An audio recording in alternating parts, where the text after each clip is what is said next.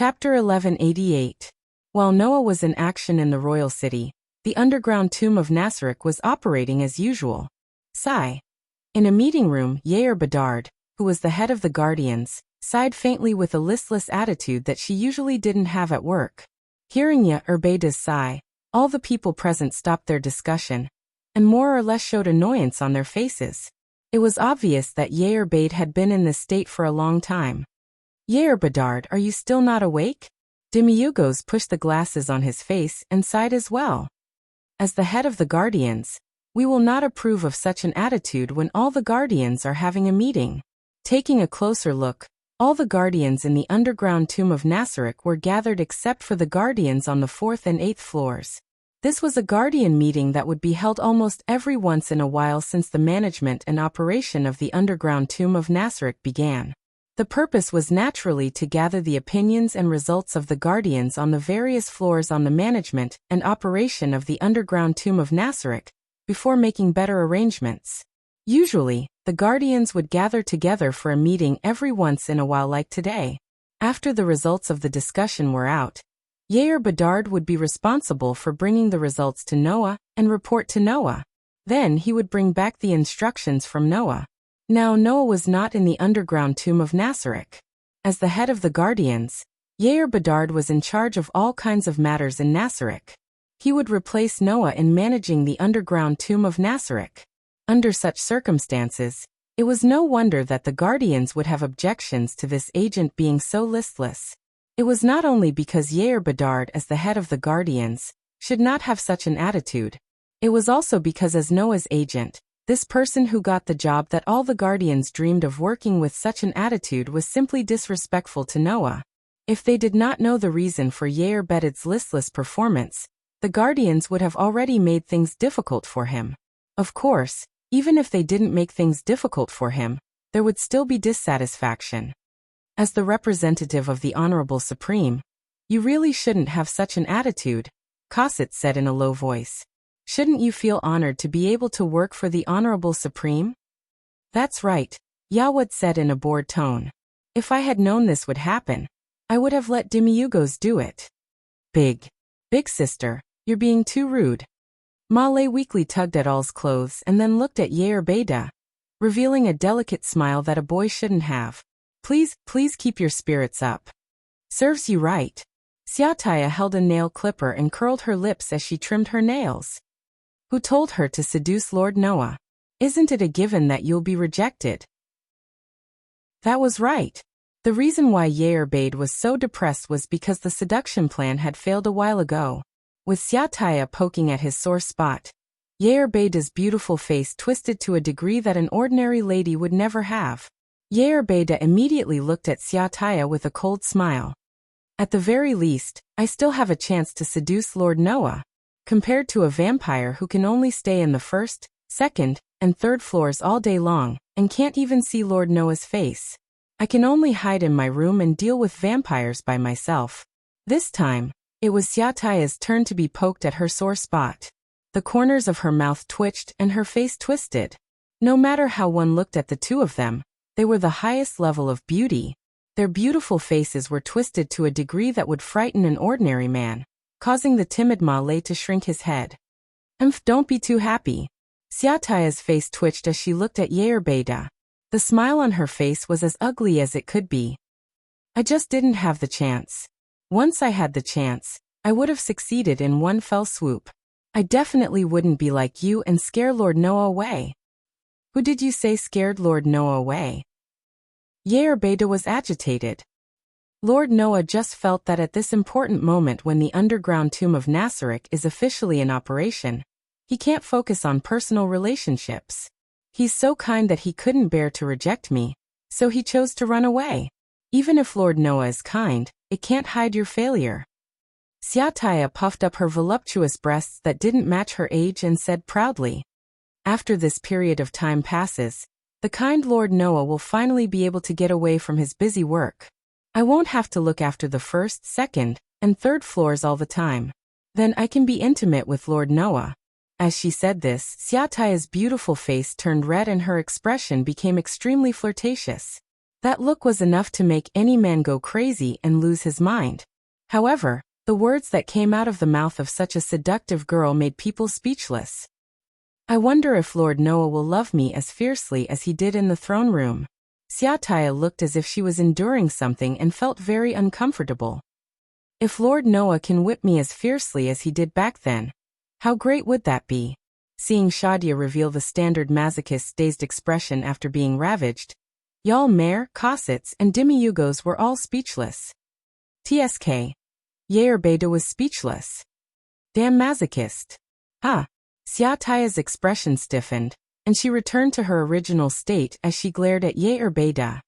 Filthy slut. Who are you calling a filthy slut? Yair Beda glared at Xiaotaya. I keep my body clean every day for Lord Noah, and I'm ready to give my first time at any time. Am I not? Xiaotaya glared at Yair Beda as well. I take care of my skin every day for Lord Noah, and I'm looking forward to seeing Lord Noah leave whip marks on it. Suddenly, the two extremely beautiful girls started an argument that seemed to have no bottom line. If Noah was here and heard the conversation between Yair Beda and Xiaotaya, he might really be scared away and not dare to come back. Yair Beda, Mare, Cossets, and Demiugos could only look at each other and sigh helplessly. Just as everyone felt that they should stop it, the door suddenly opened. Sebastian, who was wearing a butler's uniform, walked in from outside. As soon as he came in, he spoke to everyone present. Guardians, Con Village has welcomed an uninvited guest. That one sentence silenced everyone present. They're finally here? Demiugos suddenly smiled. As expected, Lord Noah guessed correctly. In order to not let the resurrection cause unnecessary trouble, Noah had asked Yair Beda and Mare to modify part of the memories of the residents of Con Village, so that the resurrection would disappear. However, apart from the matter of the resurrection, there was another matter that couldn't be hidden. That was the disappearance of the Sunshine Scripture. Sebastian. Yair Beda's expression also became serious as he asked, "Is it the people of the Celian theocracy?" "I'm not sure, but it shouldn't be wrong." Sebastian answered truthfully. "Right now they are investigating a place not far from Con Village. That is where Lord Noah and Lord Yair Beda took care of the Sunshine Scripture people." "Thank you for your hard work, Sebastian." Yair Beda nodded and looked at all the guardians present. "Then, since the people of the Celian theocracy have appeared as Lord Noah predicted, then we should follow Lord Noah's instructions and take them all down. Let's see if we can use them as a means to negotiate with the theocracy. Is it finally time for me to appear?" Xiaotaya revealed a seductive smile and stood up. "Let me carry out Lord Noah's instructions." The guardians nodded in agreement. If Xiaotaya, who was the strongest in one-on-one combat among the guardians, were to take action, it would be guaranteed that nothing would go wrong. Unfortunately, the heavens did not listen to their wishes. Chapter 1189. Noah, who was far away in the capital, naturally did not know about what happened in the underground tomb of Nasarek. It was not that Yair Bed and the rest did not report to Noah using message. Instead, Noah had already instructed that as long as the people from the Syrian cult kingdom came to investigate, they were to be taken down and used as a means to negotiate with the Syrian cult kingdom. And the content of the negotiation was naturally about the magic sealing crystal. According to the information obtained from the Sunlight Scripture, Noah knew that in this world, only the people from the Syrian cult kingdom could use the magic sealing crystal. That was the most precious treasure of the Syrian cult kingdom, and only the higher-ups of the Syrian cult kingdom could have it. Other than the Syrian cult kingdom, no one else had the magic sealing crystal. And it was said that the magic sealing crystal seemed to be a treasure left behind by the 6 great gods who had descended into this world a few hundred years ago, and became the religion of the Syrian cult kingdom. How could the 6 great gods have the magical equipment in Yggdrasil? This was what Noah wanted to know. For this matter, Noah had to prepare a means to negotiate with the Syrian cult kingdom. In the process of interrogating the information, the Sunlight Scripture, one of the special intelligence forces of the Syrian cult kingdom, had already been wiped out. It was not worth it to use the resurrection tool for these people. So, after Noah concluded that the disappearance of the Sunlight Scripture would definitely attract the attention of the Syrian cult kingdom, who had been monitoring the sunlight scripture with the intelligence magic and would most likely send people over.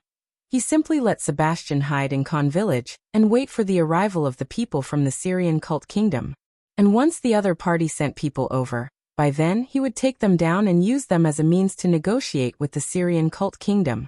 Now that everything had been arranged, there was naturally no need to report all the time. So, Noah still stayed in the capital and carried out his money-making plan. In this aspect, Noah had also thought it through. As mentioned earlier, in this world, according to the different abilities of the adventurers, they would wear metals of different hardness and preciousness.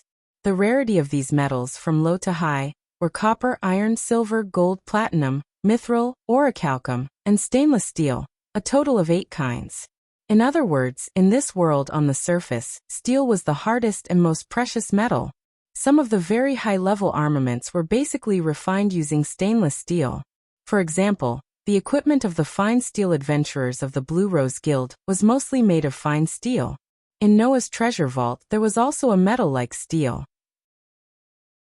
The reason why there were these metals was because stainless steel was a type of metal that had a very good circulation of mana. In many magic and magic rituals, steel was often used as a catalyst and medium, as well as a base for the construction of magic arrays. It played the role of guiding magic power. Back then, when Gaia and Aleia were preparing the Gate of Babylon, they had stuffed everything that could help Noah into it. Because of this, Noah's Gate of Babylon naturally had this type of metal. In addition, these metals were used as catalysts and mediums for large-scale rituals. Noah's Gate of Babylon also treated these metals as consumables. In other words, these metals could also be replenished automatically. With this condition, Noah had an unlimited supply of stainless steel, which was used by countless people in this world as a source of high-level equipment. Thus, selling large amounts of stainless steel was undoubtedly a very profitable thing. Unfortunately, due to the preciousness of stainless steel, not everyone could consume large amounts of it. Therefore, Noah needed the kingdom's warrior captain Gudjefu to act as a middleman and provide him with a channel to sell large amounts of stainless steel. Gudjefu did not disappoint Noah. In the name of the warrior captain, this guy introduced Noah to many capable merchants. With the kingdom's warrior captain as a guarantor, these merchants naturally did not worry about Noah playing any tricks. Thus, Noah established a business relationship with these merchants. Of course, considering that the appearance of large amounts of stainless steel would cause problems in the market, Noah did not sell too much. Even so, with the extremely precious stainless steel as a trade item, Noah still made a huge profit. If this world's money could really be used to maintain the underground tomb in Nasarek, then this channel would become a very important source of funds for Nasarek. If not, then this world's money could be used to purchase other materials that could be used to create equipment, items, and other items. This channel was also very important. Thus, Noah did his best to establish a friendly relationship with these merchants to ensure that this channel would not have any problems. When all this was done, Noah did not even have time to rent a hotel. He could only stay in the kingdom's warrior captain's mansion under Gudjefu's hospitality. As for the group of Grey Rose's adventurers, naturally they would not all stay in Gudjefu's house, but they seemed to be curious about Noah. Come to think of it, there should be a lot of dealings with these adventurers in the future, right? The next day, Noah cleared away the accumulated fatigue from yesterday and slowly woke up from his sleep. Outside the window, the dazzling sunlight spilled into the room and hit Noah's face. When Noah opened his eyes, he was slightly dazzled. He squinted slightly, then propped up his upper body and yawned. As soon as he woke up, Annabelle's voice was transmitted to Noah's ears. "Good morning, Lord Noah." Hearing Annabelle's voice, Noah seemed to remember something. He turned his head and looked aside. He saw that in the corner of the room, Annabelle, who was wearing the same robe as yesterday, saluted respectfully to Noah. She also prepared the water to wash his face and brought it to Noah. "Let me serve Lord Noah to wash up." Yesterday, Annabelle firmly disagreed with letting Noah sleep alone in this unfamiliar place. She tried her best to stay by Noah's side to protect him. If it were an ordinary human, considering that the other party also needed to rest, Noah would never agree to this kind of thing. However, Annabelle was an alien creature and did not need to sleep, so Noah let her be. In addition, in the past, Noah was also known as Medusa's servant to guard him all night in the world of the type moon, so he did not have much discomfort with this matter.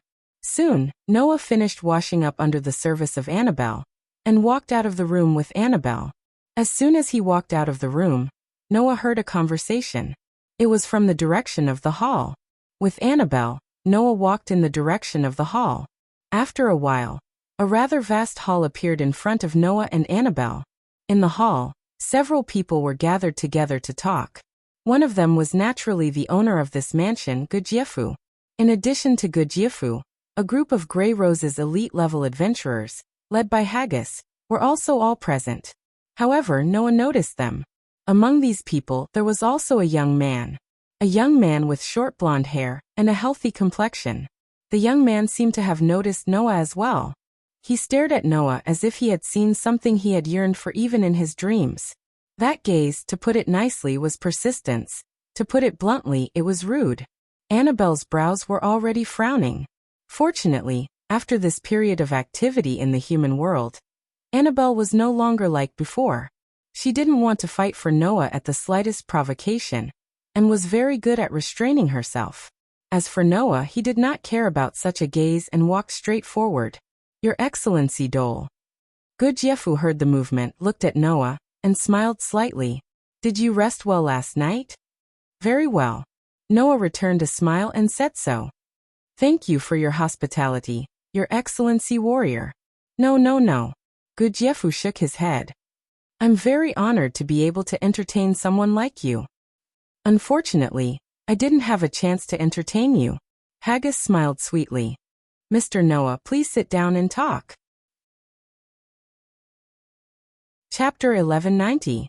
In fact, Noah's initial idea was to leave directly after greeting them. After all, led by Hagrid, one of the only two fine steel teams in the kingdom gathered together to discuss with Gudjefu, who was the kingdom's warrior captain. They must be discussing something important, right? Although Noah had met Gudjefu once and received a lot of favors from Gudjefu yesterday, it didn't mean that Noah would be tactless and disturb others when they were discussing business. After all, Noah was also an outsider, wasn't he? However, after being greeted by Hagrid, Noah was embarrassed to leave directly in front of Gudjefu, who had helped him a lot. He had to sit down at Gudjefu's suggestion. Of course, Annabelle, who claimed to be Noah's follower, still stood behind Noah and didn't sit down. She became the only one present besides the young man who didn't sit down. So, Gudjefu said to Annabelle, Your Excellency Annabelle, sit down too. No need. Annabelle didn't even look at Gudjefu and refused directly. I'm Sir Noah's follower. There's no reason to sit with the master. Is that so? Gudjefu didn't want to force it and nodded. Understood. Please forgive me for my improper consideration. Annabelle is just too serious. Noah smiled as if to smooth things over. Sometimes, even if it's my words, she won't listen. Noah's words made Annabelle, who was indifferent in front of Gudjefu and others, panic and speak quickly. No such thing. As long as it's Sir Noah's order, no matter what it is, I will do it. Hearing that, Noah was speechless. Of course, Noah knew about this. The sentence just now was just to smooth things over for Annabelle. However, this inflexible maid didn't seem to see anything, which made Noah a little embarrassed. So Noah stood up and faced Annabelle. He reached out and lifted Annabelle's chin with a slightly frivolous smile on his face. Are you really going to do it no matter what? Annabelle stiffened from head to toe. Looking at Noah's frivolous smile, Annabelle's beautiful face turned red. Not to mention Annabelle. Even the people present were somewhat embarrassed by Noah's sudden action. It was especially so for that young man. Even when facing the strongest warrior of the kingdom, Annabelle didn't show any expression, but when she saw Noah blushing coquettishly in front of him, her heart started to beat faster. When she realized that this wasn't good, she quickly straightened her face. There was no other way. The young man was also loyal to a person who was unbelievably beautiful. In the past, the youth did not believe that there was anyone in this world who could compete with his master in terms of appearance. Now, Annabelle's appearance made the young man realize that the world was still very big. Of course, as far as the youth was concerned, No matter how beautiful Annabelle was, she couldn't be compared with his master. However, looking at a girl who could compete with his master in terms of beauty blushing, the youth couldn't help but feel his heart beating faster. In this way, it made the others feel as if they had disturbed Noah, which made them even more embarrassed than Noah. Noah felt that it was about time. He laughed in his heart and couldn't help but pat Annabelle's pretty face. As a girl, especially a beautiful girl, you can't say to a man, "I will listen to you no matter what." Otherwise, not every man can think of Pian Pian. After speaking, Noah released the blushing Annabelle's chin, turned around again, and sat down contentedly. It's really enviable that Mr. Noah can have such a beautiful follower. Hagrid smiled bitterly. To be honest, apart from Lana, I really haven't seen anyone more beautiful than Miss Annabelle. The people present nodded one after another, making the youth at the side look like he wanted to say something but stopped. Oh, Geglin grinned. This virgin seems to be unconvinced. Virgin? The corner of Noah's mouth twitched, and he cast a strange look at the youth. I'm not a virgin. The youth finally couldn't help but speak up. I have a name. My name is Clem. You actually refuted? Geglin said with some surprise. Usually when I call you that, don't you look indifferent? That's because Clem doesn't care what others think of him. Gudjefu said helplessly. However, in front of the people Clem cares about, it's better to give him some face. Gudjefu's words made Noah's heart move slightly, and he looked at Clem. Clem's expression changed, and he also looked at Noah. Let me introduce. Miyagi spoke up at the right time. Mr. Noah should have heard of the Golden Princess, right? Mihagi's words awakened a part of Noah's memory of the information he had collected during this period of time. Of course, Noah had heard of that name before. Because in the whole kingdom, the fame of this name, to a certain extent, was even above the kingdom's warrior captain Gudjefu and the leader of the Fine Steel Adventurers team, Mihagi. Lanater Chardon Lau Vanseve. With a head of blonde hair as a symbol. She was known for her beauty and wisdom both domestically and abroad, and was praised as the Golden Princess.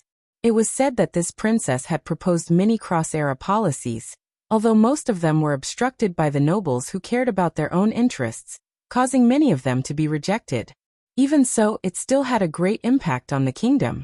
For example, the abolition of the slavery system and the establishment of the Adventurers Guild were facilitated by this princess. Even the kingdom's governance would privately refer to this princess' proposals. Therefore, it was impossible for Noah not to have heard of this princess's name. As if she saw something from Noah's expression, Mihagi smiled slightly and pointed at Clem. This is Princess Lana's follower, responsible for the princess's safety. Greetings, Mr. Noah. Clem bowed to Noah, but his eyes were fixed on Noah. I heard from the warrior captain that you are stronger than him, so it is an honor to be able to meet you. That's only because the warrior captain thinks too highly of me. Noah shook his head. Don't take it seriously. All right, kid, don't be so polite. Geegland seemed to be unable to stand Noah and Clem's politeness and waved his hand. This virgin isn't here to talk to you politely. He has something to ask of you, if I'm not wrong. Clem was speechless. Geegland's guess was completely correct. Ask me for a favor? Noah asked curiously. Is there anything I can help you with? Yes. Yes. Clem seemed to have become nervous, and after a while he said so. Can you teach me a little bit about fighting? Noah raised an eyebrow slightly. As expected. Gudjefu sighed. I knew it. If you have a favor to ask of someone, then it must be this matter. With Mihagi as the leader, other than Annabelle, everyone else nodded. Needless to say, Clem had done the same thing many times. Because of this, Ibilui, who had been silent all this time, spoke. You still haven't given up? Clem was silent all of a sudden. This was needless to say. Ibilui had said the same thing to Clem many times. Then I'll say it again. Ibilui said with a tone that left no room for doubt. Kid, you don't have talent in this area. Whether it's martial arts or magic, it's not suitable for you. So it's best if you work hard in other areas. Don't blindly hope for others to guide you and increase your strength. Clem did not say anything, but lowered his head and remained silent. Seeing this, Noah narrowed his eyes. It seemed like it was just as Abilui said. This young man named Clem, whether it was martial arts or magic, he did not have talent. But from Clem's eyes, Noah could not see the word give up. Abilui naturally saw through Clem's thoughts. Talent is something you can't ask for. Abilui said. No matter how hard you work, if you don't have talent, it's useless. Chapter 1191. Once upon a time, there was a saying that went like this. The so-called success referred to 99% hard work and 1% talent. From this saying, there was no doubt that hard work was the most important thing for a person to do something. Thus, there was the saying that the clumsy bird flies first.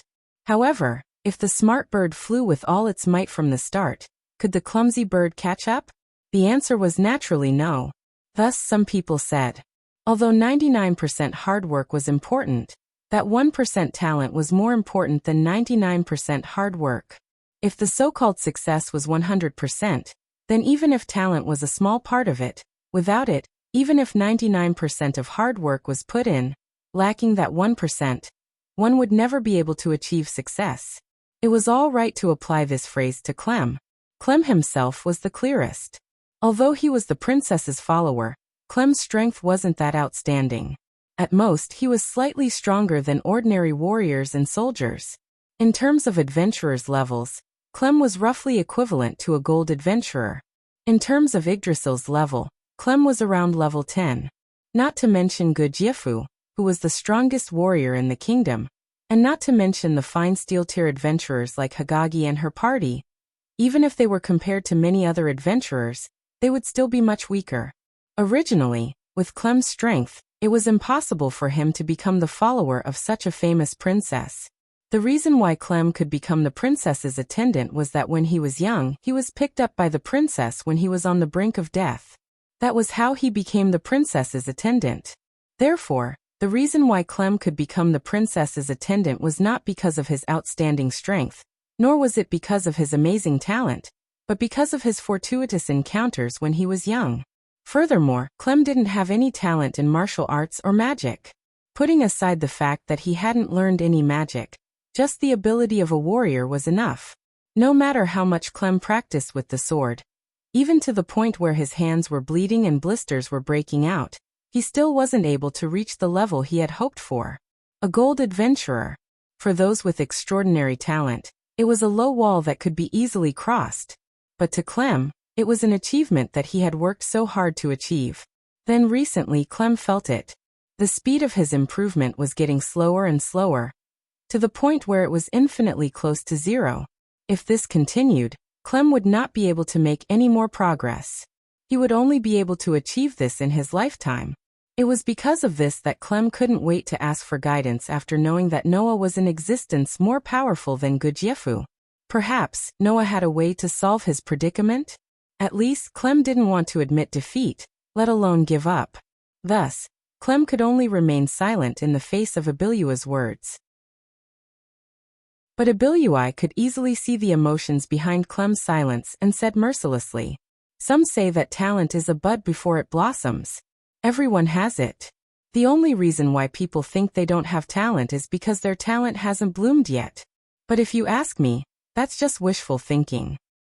Now, one of the most common stories people hear is about a person without talent who relied on his own hard work to become a hero. Because of that, ordinary people can have dreams and hope. Abilui snorted.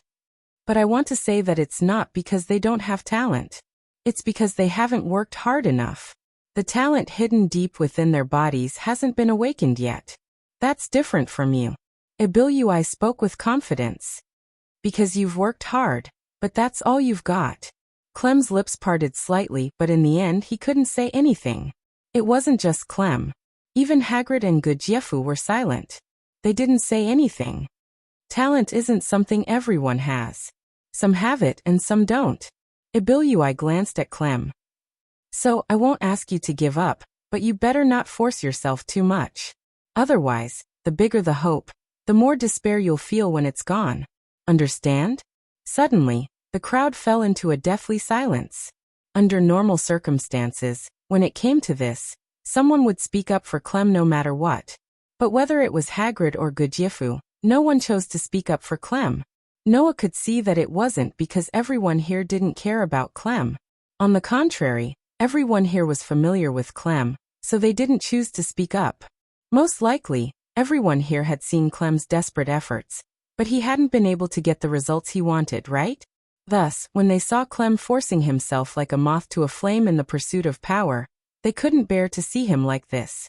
Instead of letting him continue like this, they felt that it was better to speak up. That way, it wouldn't be so hard for Clem.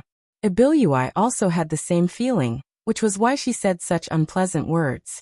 In other words, everyone here was just worried that Clem wouldn't be able to hold on one day. In fact, Noah more or less agreed with Ibiliui's words. As mentioned before, 99% of effort was very important, but that 1% of talent was also indispensable. Of the two, no matter which one was missing, it would be impossible to achieve the final success. But, although I agree that it's very hard to not have talent, there's one thing I don't agree with. Just like that, Noah suddenly said such a sentence when everyone was silent. Perhaps talent isn't something everyone can have, but it's also impossible for a useless person to exist. This sentence was like a ray of sunshine, instantly dispelling the gloomy atmosphere. Everyone immediately cast their gazes at Noah, their expressions somewhat stunned. Clem's eyes lit up as he stared at Noah. Under everyone's gaze, Noah shrugged and said,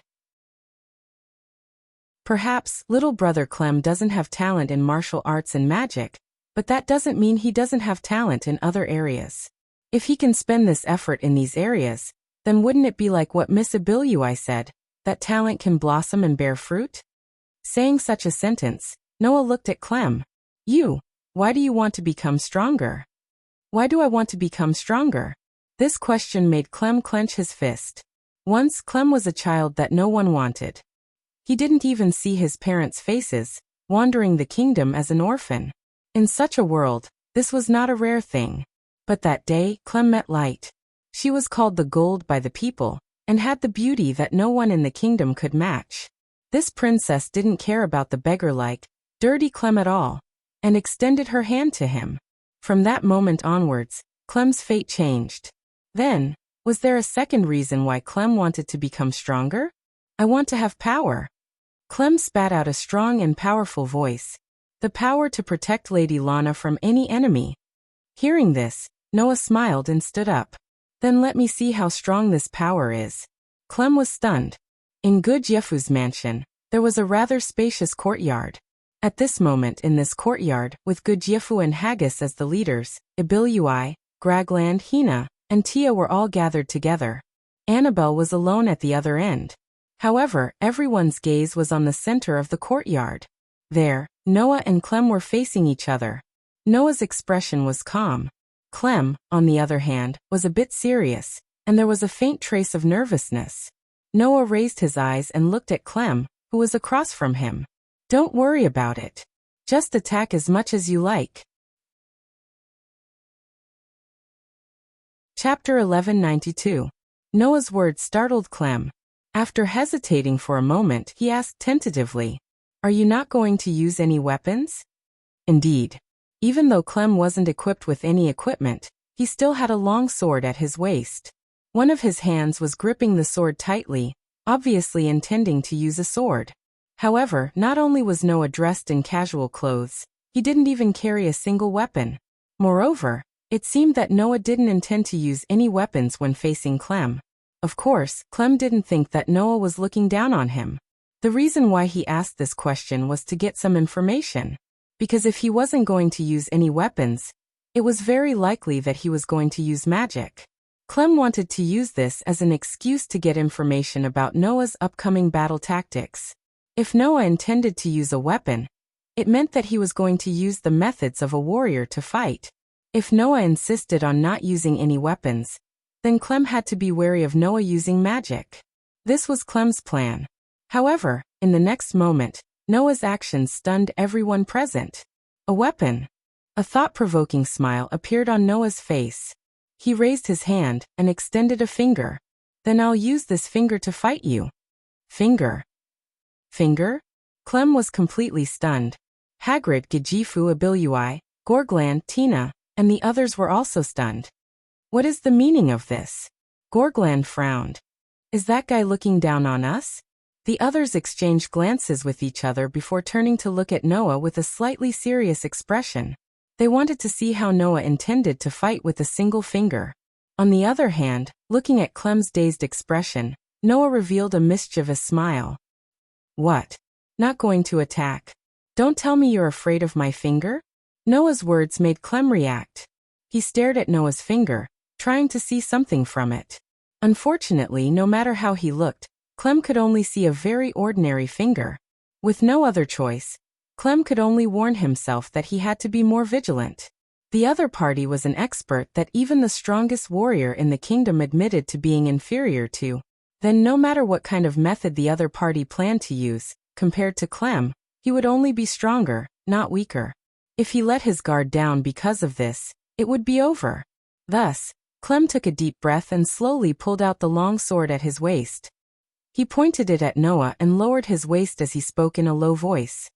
Then I'm going. The moment he finished speaking, Clem was like a spring that had been pushed to its limit. His entire body suddenly shot out and swept towards Noah. His speed was naturally faster than anyone present. However, the distance between Noah and Clem wasn't that far to begin with. Thus, in just a blink of an eye, Clem flashed in front of Noah and raised the long sword in his hand above his head. With a tearing sound, he heavily chopped down at Noah's shoulder. Although he didn't think that he could win against Noah, but Noah wasn't equipped with a single piece of equipment, and he didn't have a single weapon in his hand, so Clem subconsciously showed mercy. However, in the next second, Clem realized there was no meaning in showing mercy at all. Clang dash. Following a clear sound of metal clashing, Clem's longsword that was aimed at Noah's shoulder was directly blocked. It was blocked by a finger. Wah! Clem was shocked. Even Haggis, Gojiefu, Ibilui, and the others had looks of surprise on their faces. Then, Noah's voice sounded with some helplessness. So didn't I say? Noah looked at Clem's shocked face and smiled. You don't have to worry. Just attack as you please. After saying that, Noah slightly bent his finger, which was blocking the sharp longsword, and fiercely flicked the tip of the longsword. Clang dash. With a bell-like impact, Clem was unable to resist the slightest bit of force with his ability. The force was reflected back from the long sword in his hand. Clem was sent flying along with his sword. After rolling on the ground a few times, he finally stabilized his body. The whole place suddenly went silent. Noah. Lord Noah? Clem looked at Noah in shock. Are you a warrior monk? Warrior monk. That was a profession. In Yggdrasil, there were more than 2,000 basic professions, including basic professions and advanced professions. However, the maximum level of each profession could only be raised to level 15. Therefore, if one wanted to reach level 100, one character would have to train at least 7 professions. Of course, one could also inefficiently train each profession to level 1. After training 100 professions, one would reach the maximum level of 100. Because of this, in Yggdrasil, as long as it wasn't done on purpose, there wouldn't be identical characters. After all, out of the 2,000 professions, it was impossible for one to pick 7 or more professions to be exactly the same. This world had a lot in common with the game Yggdrasil. One of them was professions. Just like Yggdrasil, the people in this world had all kinds of professions. For example, Gojiefu was a warrior. Clem was also a warrior. The fine steel adventurers led by Haggis also had their own areas of expertise. As for the magic chanters that people often talked about, it was actually just a general term for those who could use magic. Among the magic chanters, there were also many professions. For example, clerics, priests, forest priests, occultists, enchanters, magicians, bards, witches, talisman masters, immortals, and so on. They were all collectively known as magic chanters. It was said that among the many professions, there was a profession called warrior monk. It was a profession that could use a special power called chi, and use one's own body as a weapon. The existence of this profession generally didn't use any weapons. Instead, they used chi to strengthen their own body and train it to the limit. Once trained to the limit, The warrior monk's fist could even directly smash the hardest steel. The hardness of the body could also reach the level of steel. Noah blocked the sharp longsword with a finger. If this wasn't the power of a magic tool, then it could only be the ability of a warrior monk. Thus, when Clem said this, Haggis and the others understood. Only Gudjefu, like Clem, looked at Noah with a face of uncertainty. Although Gudjefu wasn't sure if Noah was a warrior monk, he knew that Noah could use magic. The knight who attacked Khan village was turned into steel by Noah's unknown magic. In addition to his intuition, Gudjefu always felt that Noah was a magic chanter with a power stronger than himself. Now Noah broke Gudjefu's belief. Could it be that in addition to being a magic chanter stronger than himself, Noah was also a warrior monk who trained his body to be able to block sharp weapons? Gudjefu's heart tightened, and the way he looked at Noah also changed. Of course, Noah wasn't a warrior monk. There were only 3 reasons why he could block a sharp longsword with a finger. 1. Noah had reached LV4 and reached the SSS stage of durability, so his resistance to attacks was quite high. 2. Noah had a permanent magic called Sword's Protection, which could weaken physical attacks. 3. Noah had Swordsman, which could increase the attack power of his own sword-type weapon, and weaken the attack power of the enemy's sword-type weapon. If Clem used a high-level weapon, it would be a different story. However, an ordinary longsword was no longer able to hurt Noah at this moment. Although that was what he said, Noah wouldn't say it out loud. Noah just pointed his finger at Clem. "What's wrong? Aren't you going to continue attacking?" Hearing this, Clem tightened his grip on the sword, and his eyes sharpened. He finally put aside his unnecessary worries and charged forward with all his strength. Swoosh! In the whistling sound of the wind, the sharp longsword once again slashed at Noah. Chapter 1193. Hiya! With an imposing shout, the sharp longsword in Clem's hand turned into streaks of sword light. Like a cutting machine, it slashed towards Noah's body. Looking at the continuous slashes, Noah stretched out his finger with an expressionless face. He only moved when the sword lights that resembled a cutting machine shot toward him. On the side, everyone could only see that just like Clem's slash, Noah's hand suddenly turned into a blur as it danced continuously. Clang, clang, clang, clang. Immediately, the numerous merciless slashes that were rushing toward Noah were blocked by his extremely ordinary finger amidst clear clashing sounds. Clang! When the last slash landed on Noah's finger, and the sharp longsword was blocked by Noah's finger, everyone present saw it. Noah blocked one slash after another. His fingers, which were as hard as steel, suddenly moved. Like an arrow leaving the bowstring, he swept towards Clem's forehead and flicked his finger. Bang! Undoubtedly, it was just a flick of the forehead, but it caused a muffled sound. With a muffled sound, Clem was abruptly sent flying by that extremely ordinary finger. Like a kite with a broken string, he slammed into a wall amidst the sharp sound of breaking air. Cough! Clem only felt that all the air in his chest had been spat out at this moment. His head felt as if it had been hit by a stick, and even his vision became blurry.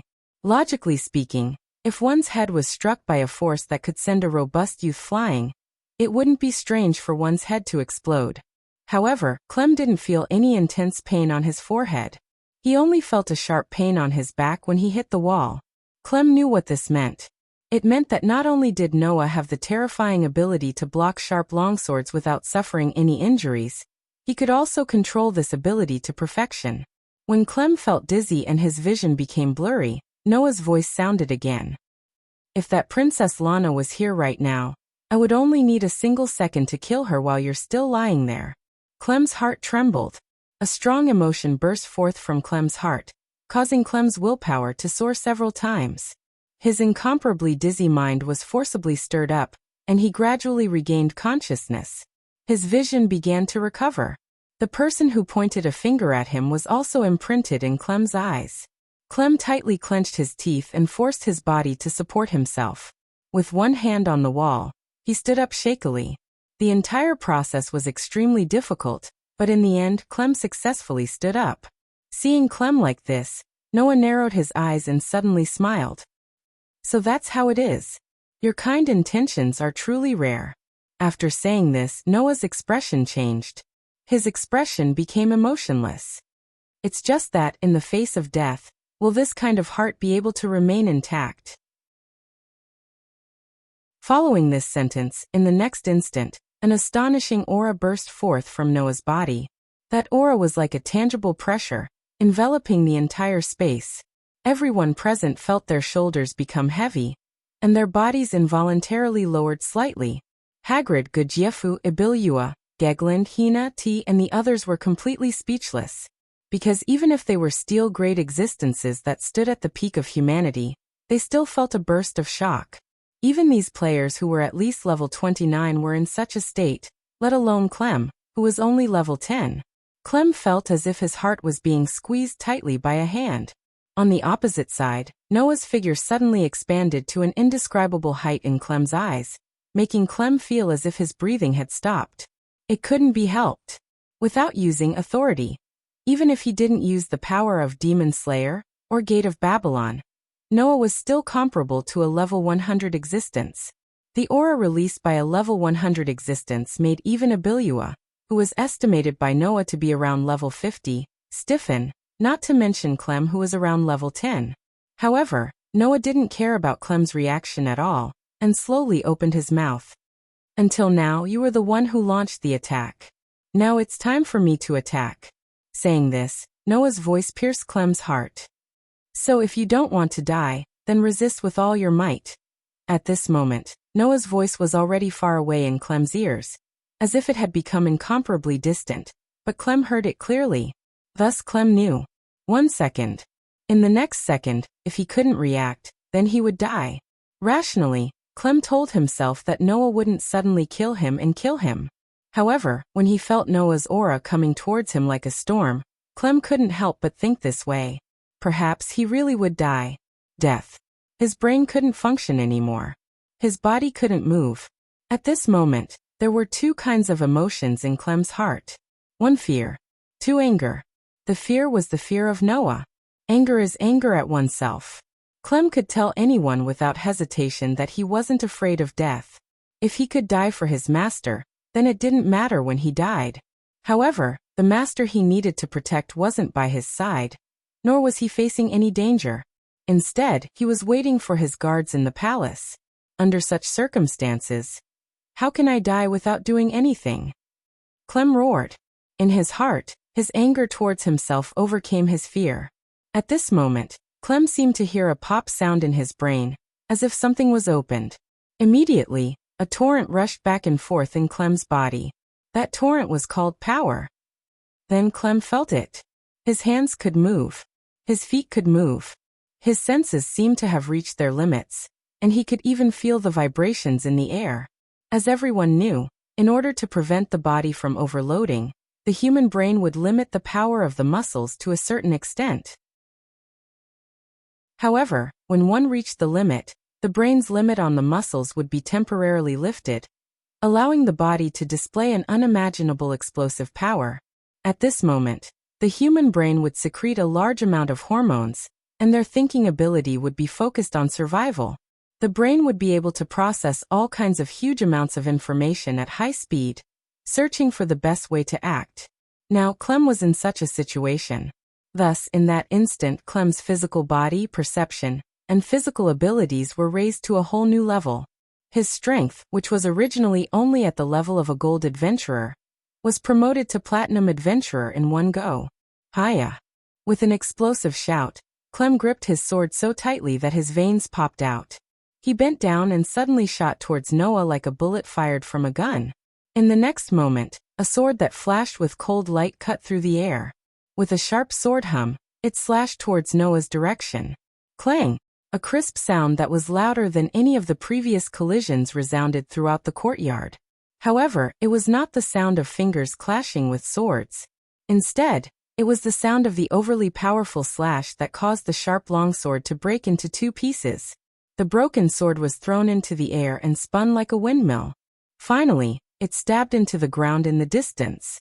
Clem, on the other hand, gripped the remaining half of his sword tightly and stared at Noah. Under Clem's gaze, Noah was silent for a moment. Then he smiled at Clem. Congratulations, you've successfully broken through. Chapter 1194. Congratulations, you've successfully broken through your limits. When these words came out of Noah's mouth, the aura that was like a tempestuous wave suddenly disappeared, as if it had never existed in the first place. On the side, Gajef, Hagrid, Ibilui, Gragland, Tina, and Tia seemed to have only just remembered that they needed to breathe. They hurriedly took in a deep breath. Clem grasped the remaining half of his sword tightly and panted heavily. He looked at the broken longsword in his hand absent-mindedly. After a while, Clem seemed to finally let out a sigh of relief. His body was like a puppet with its strings cut. He slowly knelt on the ground and greedily breathed in fresh air into his lungs. However, even so, Clem still looked at the broken longsword in his hand in a daze. It was as if he couldn't believe the strength he had just used. He looked at Noah timidly, as if he was afraid that he was dreaming. Just now you've broken through your limits. Noah met Clem's gaze and chuckled. In words that you can understand, it means that you have comprehended a new martial skill. A new battle technique? Clem looked at Noah blankly, as if he still couldn't react. You should be able to feel it, right? Noah laughed and said to Clem. Just now, you used strength that exceeded your limits. This is a fact. Hearing Noah's words, Clem looked at the broken longsword in his hand again. Yes. No one knew better than Clem. Just now, Clem had used strength that exceeded his previous limits. Noah said that Clem had comprehended a new battle technique. It was a battle technique that could release the restrictions of the brain, from the body to the senses, and improve the body's functions in all aspects. After that, Clem named this battle technique brain liberation. As long as he used this battle technique, Clem's strength would increase to a whole new level. He would obtain strength that could rival platinum-ranked adventurers. This wasn't a small increase. One had to know that Clem's original strength was only comparable to a gold-ranked adventurer, which was equivalent to around level 10. He was also equivalent to a magician who could cast second-tier spells. On the other hand, platinum adventurers were equivalent to level 15 and above. They were also equivalent to magicians who could cast tier 3 spells. If it was said that Clem was only stronger than the average soldier when he didn't use brain liberation, then Clem was qualified to be called a first-rate soldier when he used this skill. For Clem, this was definitely an extraordinary improvement. After understanding this fact, Clem was somewhat excited and subconsciously stood up. However, just as Clem stood up, a wave of intense pain and fatigue attacked his body, causing him to lose his footing and fall forward. But before that, someone caught Clem. Don't force yourself to stand up, just sit on the ground and rest. Gudjefu appeared in front of Clem and caught him. He gently put him on the ground and looked straight into Clem's eyes. It seems that using that skill to break through one's limits for a long time will cause great fatigue and burden on the body. You have to be careful when using it. The skill called brain liberation was originally free from the limitations of the human brain on the body's muscles. The reason why the human brain would create such limitations on the muscles was to prevent unnecessary burdens on the body. Releasing such limitations would naturally cause a burden on the body, and it might even cause the muscles to break. Therefore, it was definitely not a skill that could be used for a long time. Clem seemed to have understood this point. He took a deep breath and calmed down. He forced himself to endure the pain in his body and looked at Noah. He lowered his head deeply. Thank you very much, Lord Noah. At this point, how could Clem not understand? Just now, the reason why Noah released such a powerful aura was to stimulate Clem's potential. When a person was at their limits, the chances of breaking through their limits would increase by several times. Noah, who understood this principle, after confirming Clem's determination, used this method to stimulate Clem's potential, allowing Clem to comprehend the martial skill called mental liberation. Otherwise, Noah wouldn't have released such a powerful aura to deal with an opponent who couldn't even leave a scratch on his finger. Therefore, Clem's heart was filled with gratitude towards Noah. Don't thank me. This is the result of your hard work. I only gave you a push. Noah spread his hands and acted as if he didn't do anything. Moreover, you wanted me to teach you how to fight, but I didn't have that much time to teach you step by step. That's why I chose to use such a method. It's not something to be grateful for. Even so, I am still very grateful. Clem said with a sincere tone. Without Lord Noah, I might not have been able to improve no matter how hard I work. If there is a chance, I will definitely repay your kindness. Then you should repay the warrior chief. Noah glanced at Gudjefu and said helplessly. It's because I'm indebted to Sir Warrior, and because Sir Warrior seems to care about you very much. That's why I gave you a push. This also made me realize that I underestimated Lord Dole. Gudjefu laughed bitterly. Not only are you a magic chanter whose strength is far above mine, you're also a warrior monk. Your body has been tempered to the point that it can rival steel. I'm sure I wouldn't be able to last more than 10 moves against you. This sentence was heard by Ihagi and the others who were also approaching. Magic chanter? Ibilui looked at Noah with great surprise. You're also a magic chanter? Tina and Tina also looked at each other before rising to their feet. It wasn't as if they hadn't seen people who practiced both martial arts and magic. However, as the saying goes, mastery is better than erudition. Focusing one's limited energy on martial arts and magic would only make one's martial arts and magic mediocre. To be able to improve one's magic to a level that even Gudjefu couldn't compare to, one had to be at least at the 5th tier of the fine steel tier. To be able to use 5th tier magic, while also being as tough as steel as a warrior monk? Good boy, you hid your strength so well. Gagrain looked at Noah and laughed heartily after a while. Not bad, I'm interested in you. Do you want to sleep with me for a night, boy? Noah almost fell over. A one-night stand? Do you have to be so open? You'd better know your place, brainless ant. Annabelle walked over slowly and stared at Gegland with an icy gaze. You want to serve Lord Noah like this? Why don't you go back to the furnace and be rebuilt? Gagrain glowered at them, and he was just about to yell something when Tina and Tia held him back. Don't you know where you are before speaking? He has a servant who's as beautiful as Princess Lana by his side. How could he be interested in you? With that said, Tina and Tia dragged the struggling Gagrain away. That's impossible. Ibirui muttered to herself as she looked at Noah through the mask. How could a human be so strong? And he's so young. Only Mihagi looked at Noah with a twinkle in her eyes. Soon Mihagi seemed to have made a decision. She stepped forward and spoke to Noah. Mr. Noah, there's something I hope you can help me with. Noah was slightly taken aback by Haggis's sudden words. Eberu and the others were also stunned. Then, as if they had thought of something, they stood up in surprise. Leader. Elberu hesitated for a moment and said with uncertainty. You're not thinking of asking him to help you with that, are you? Gudjefu also seemed to have thought of something. He looked at Noah with bright eyes. If we can get Sir Dole's help, then there won't be any accidents. Hearing this, Noah frowned slightly and looked around. When he found that everyone's eyes were fixed on him, he looked at Mihagi. Mihagi nodded and said, Please go inside and talk. Chapter 1195. Under Ohajisai and Gudjefu's greeting, Noah brought Annabelle and the fine steel-level adventurers of the Blue Rose Guild back into the mansion and came to the hall. Other than Annabelle, who was loyal to Noah, and Clem, who claimed that he did not have the right to sit on the same level as everyone present, the rest of the people sat down. Just as they sat down, Ohajisai went straight to the main topic. I wonder if Mr. Noah has heard of the organization called Yakushi? Yakushi? Noah raised an eyebrow. Until now, most of Noah's information about this world came from the Holy Bible of Sunlight, of the Si Lien cult nation.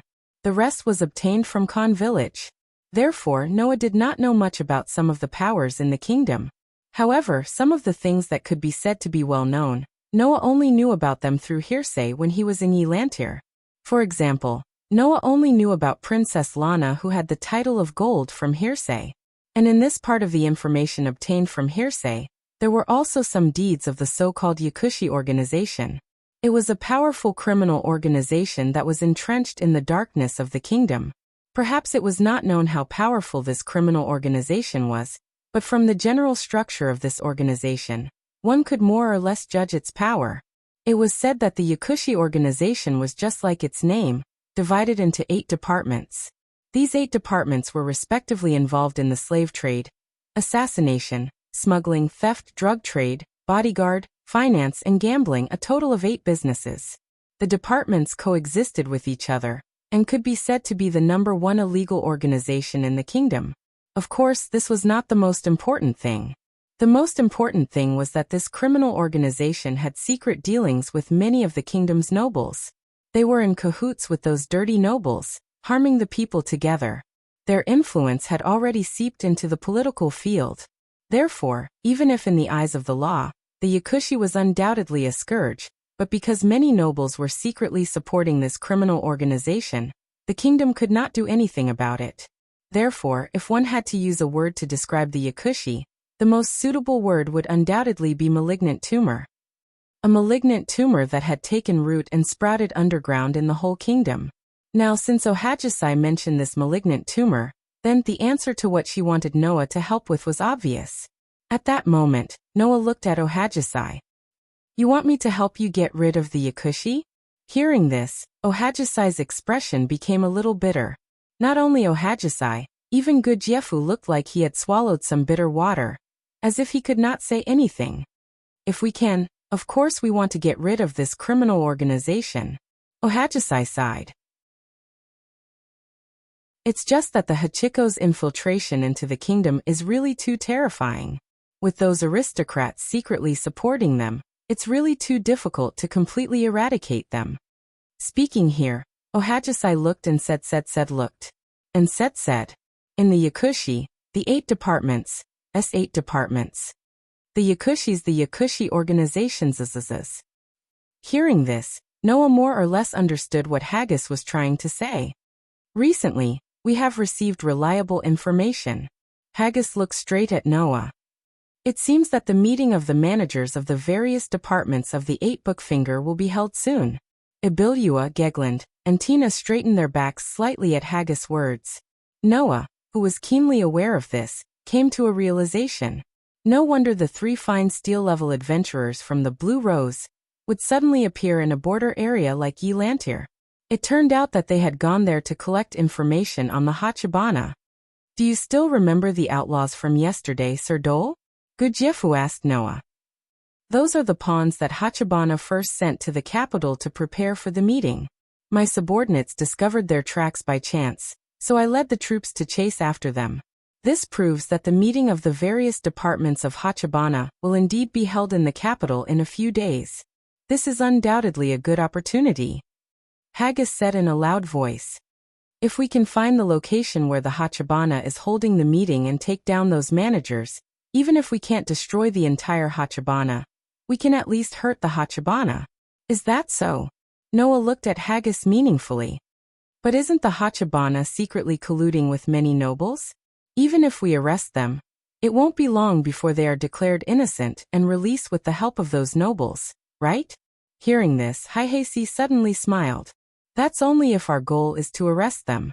There was no one who didn't understand the meaning behind Hagusi's words, including Annabelle and Clem. "Those guys are just pests that pollute the kingdom." Gujiefu snorted coldly and said, "Eradicating all of them is definitely beneficial to the kingdom. If that's the case with everyone here, is there any problem?" Noah looked around at Haggis and the rest. "We have Sir Gujiefu, who is known as the strongest warrior in the kingdom, and the various elite fine steel-level adventurers. Can't we take down the Hachibana?" Haggis and the rest instantly looked at each other, then looked at Noah in unison. "Mr. Noah, the criminal organization of the Hachibana is not simple at all," Haggis said seriously. "In the 8 departments of the Hachibana, the security department in charge of bodyguards has many experts. Among them, there are 6 of the highest-level bodyguards known as the 6 Arms. It is said that every member of the 6 Arms is in existence that can compete with the fine steel-level adventurers. Every one of them is very strong." Gujiefu continued Haggis' words. "In terms of combat power, although the members of the Tsangqiang are also fine steel-level adventurers, there are only 5 of them. Moreover, the other side not only has the 6 arms-level bodyguards, but also other combat personnel of various sizes. If the members of the Tsangqiang were to face them alone, I'm afraid it would be quite disadvantageous." Noah's heart skipped a beat as he glanced at Ibirui. Ibirui seemed to have felt Noah's gaze and glared at Noah. Good Yefu probably didn't know Ibirui's true strength, right? Otherwise, he wouldn't think that the Tsangqiang couldn't deal with the 6 arms. With Ibirui's strength of at least level 50, even if she faced all the members of the 6 arms, she should be able to win. However, the small soldiers of the Hachibana were indeed a problem. Originally, we came here with the intention of asking the chief warrior to help us a little. With the chief warrior's troops, we have more confidence in dealing with the Hachibana. Haggis shook her head. However, although the chief warrior's troops are directly under his command, after all, his job is to protect the king. He can't freely dispatch them for personal purposes. Personal purposes? Noah narrowed his eyes and sneered. So to annihilate the criminal organization, there is also a personal purpose. You can't openly dispatch the country's troops for assistance? Haggis and Gujiefu were suddenly speechless. However, that was something that couldn't be helped. If they openly dispatched troops to deal with the Hachibana, the nobles who received the news would definitely not let it go. Yesterday, it was because the Hachibana's outlaws were fighting on the streets that gave Gujiefu an excuse to dispatch troops. Otherwise, those nobles who were in cahoots with the Hachibana would definitely not watch Gujiefu attack the Hachibana. Therefore, Haggis and Gujiefu also had their grievances unspeakable. Noah secretly shook his head and asked such a question. Speaking of which, why do the members of the Tsangqiang need to point out the Hachibana? That shouldn't be allowed, right? The establishment of the Adventurers Guild was mainly to protect humans from external threats, which was to deal with all kinds of demi-human monsters, thus protecting the human residents. For this reason, the guild had an unwritten rule, which was to never interfere in the disputes between humans. Otherwise, the 3 countries, the kingdom, the empire, and the theocracy, due to political reasons, would probably cause the Adventurers Guild of each country to be at odds with each other, making it impossible for the adventurers to cross the country and help each other to resist the invasion of monsters. Therefore, the adventurers must abide by this unwritten rule. Now Haggis and her group were violating the taboo of the adventurers. This matter could be big or small. Chapter 1196. At the end of the day, due to the nature of the Adventurers Guild, they could only provide help to humans in resisting foreign races. Even if the Adventurers Guild could easily solve some of the problems of humans, they would not interfere. Although the Hachibana was undoubtedly harmful to the kingdom, and everyone had the right to punish it, it was still a human organization after all. Therefore, due to the nature of the organization, the Adventurers Guild would not interfere with the commission to deal with the Hachibana. In other words, it was impossible for Hagi to deal with the Hachibana because of a commission. To be more precise, it should be said that it was impossible for it to be because of a certain commission that was acknowledged and issued by the Adventurers Guild. In other words, if Hagi wanted to deal with the Hachibana, it was either because of her personal reasons, or because she accepted a commission that was not recognized by the Adventurers Guild. No matter which reason it was, the Adventurers Guild would not agree with it. Hagi seemed to have expected Noah to ask such a question. Just as she was about to say something, Clem, who had been listening quietly, suddenly spoke up. Lady Aindola will deal with the Hachibana, because of Lady Lana's commission. Clem said. The princess has always been thinking of ways to deal with the Hachibana. Previously, she had tried her best to abolish the slavery system.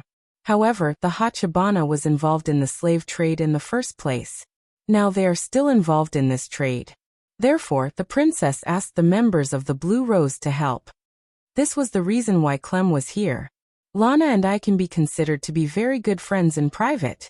That is why I cannot ignore her request. Haggis laughed in spite of herself. Moreover, to the kingdom, the Hachibana is also a tumor. If it is possible to get rid of it, I will not refuse.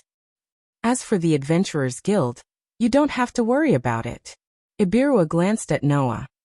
Although we violated the rules by getting involved in the conflict between humans, we're still fine steel adventurers. We can be considered the representative of the entire kingdom's Adventurer Guild. Moreover, the people we're dealing with aren't good people. The guild will still choose to turn a blind eye to our actions. Indeed, in the Adventurers Guild, fine steel adventurers had many privileges. Even the guild could not punish fine steel adventurers, let alone banish them.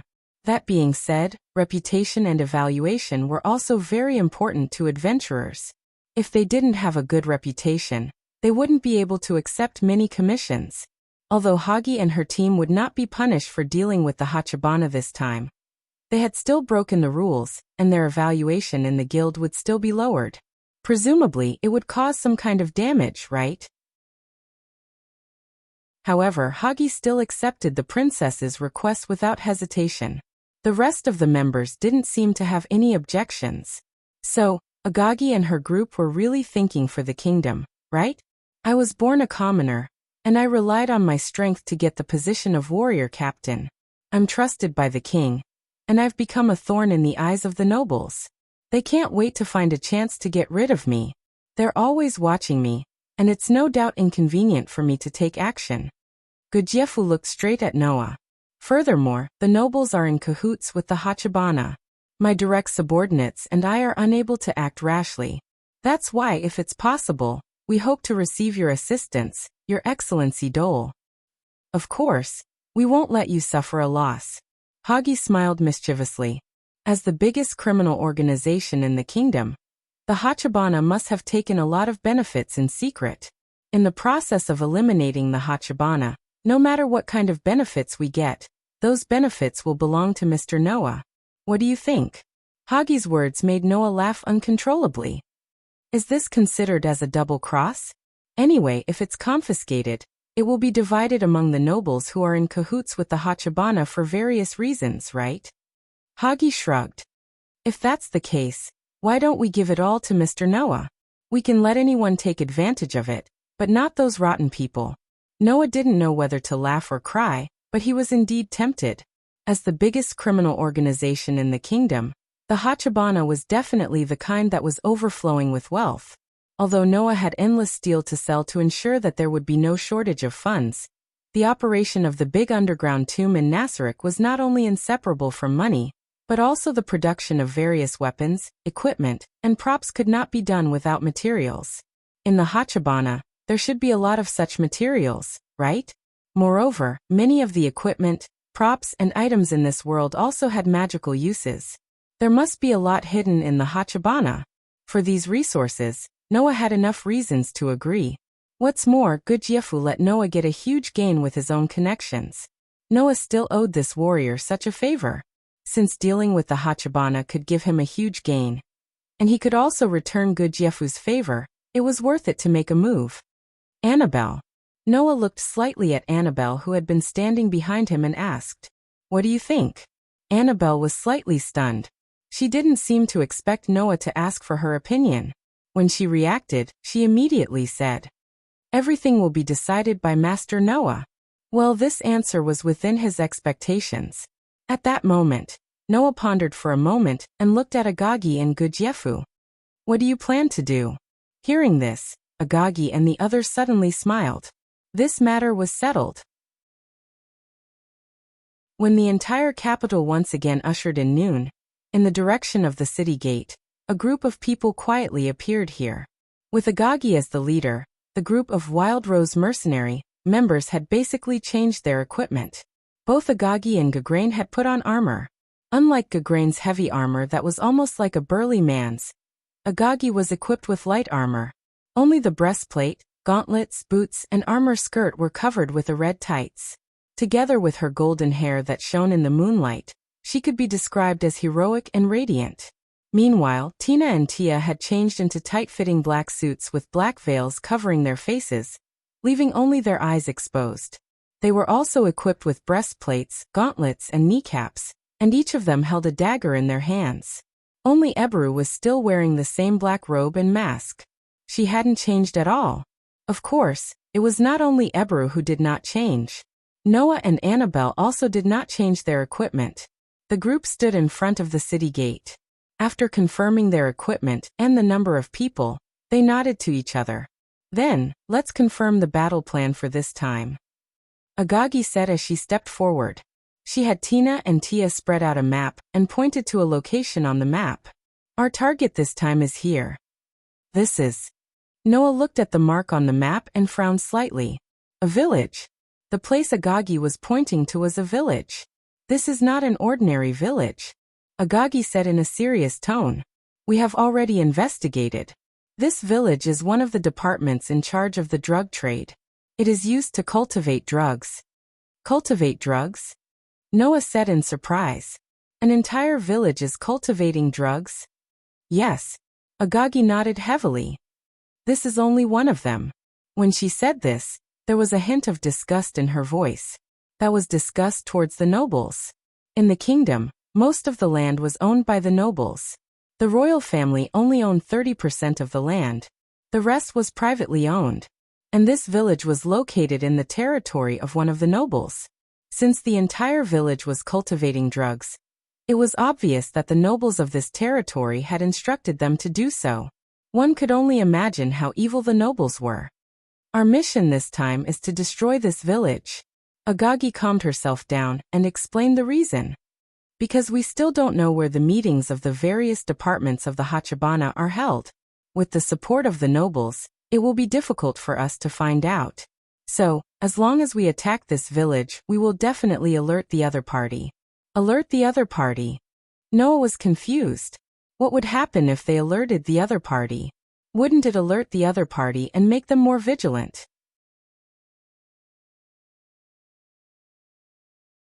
Chapter 1197. It was unknown if Ohagi saw through the doubts in Noah's heart, but she said this in a fluent manner. Although the Hachibunjii is called an organization on the surface, in reality, as everyone knows, they are made up of 8 departments. Rather than saying that they are an organization, it would be more accurate to say that they are 8 organizations. However, these 8 organizations are cooperating with each other, and they are completely united by their own interests. Ohagi pointed at the village on the map that was used to cultivate drugs. If we destroy one of the departments, which is the stronghold used by the drug trade department to cultivate drugs, then we should be able to obtain information on the other 7 departments. Haihei's words undoubtedly confused the rest of the people. Why was Ohagi so sure that the village had information on the other 7 departments of the Hachibunjii? Logically speaking, as partners in the same organization, this kind of important information that could possibly leak the information of their partners should not be very likely to appear, right? Only Noah, after thinking about how Ohagi had specifically emphasized that the Hachibunjii was only a cooperative organization, his heart skipped a beat. You mean to say that the drug department that is cultivating drugs in this village will deliberately put the information of the other 7 departments there to provide to the enemy? That's right. Ohagi laughed coldly. If it is an enemy that has the ability to destroy the stronghold, then for a department, it will definitely be a very difficult enemy to deal with. Knowing this clearly, when a department is in trouble, this kind of organization that is only tied together by interests will definitely think of how to stay out of it. And in order to not let the other departments stay out of it, and in order to divert the powerful enemy's attention to the other departments, every department of the Hachibunjii should have prepared the information of the other departments in advance in the stronghold, right? Ibirui smacked her lips. Although I had already expected that the so-called underworld organizations would not really unite, I didn't expect it to be this ridiculous. George Land, Hina, and T also showed some disgust on their faces. Obviously, this kind of behavior that was equivalent to betraying one's companions, for an adventurer team that could entrust their lives to each other, it was definitely despicable. So, as long as we destroy this village, we can get information on the other 7 departments besides the drug department. Haggis clapped her hands, attracting everyone's attention. In addition, when we investigated this village, we also found out about the drug department. In this way, we have gathered all the information about the 8 departments of the 8 books. As long as they could gather all the information about the headquarters of the Hachibana's 8 departments and destroy them in one fell swoop, they would definitely be able to deal a fatal blow to the Hachibana. When that happened, the managers of the 8 departments that happened to be gathered in the capital would no longer be able to sit still. They would have no choice but to seek help from the nobles in the capital who were in cahoots with them. This way, with Hagi's status as a noble and a fine steel adventurer, together with Gudjefu's spies and Princess Lana's intelligence, they would definitely be able to follow the clues and find out where the managers of the 8 departments of the Hachikatsu are gathered. Destroy all of the Hachibana's main camps and eliminate all of the managers of the 8 departments. Then, the Hachibana will only be left with a few remnants, and the threat it poses to the kingdom will be greatly reduced. Hagi's eyes shone brightly. This is our plan. Hearing this, the gazes of the fine steel adventurers gathered on Noah. Although it was said that it would be easy to destroy the 8 main camps of the Hachibana, then eliminate the managers of the 8 departments, greatly weakening the power of the Hachibana. But how could it be easy to do? Other things aside, the 8 main camps of the Hachibana would definitely be filled with experts. Without a certain amount of military strength, it would be impossible to destroy them. Unfortunately, the kingdom was unable to provide any help in this aspect, so it could only be done by Haggis and her team. With the strength of one of the only 2 fine steel adventurer teams in the kingdom, destroying the main camps of the Hachibana's departments might not be difficult. But the difficult part was that once the main camp of a department was destroyed, they would know that the information about their own department would definitely be prepared by the manager of the destroyed department beforehand.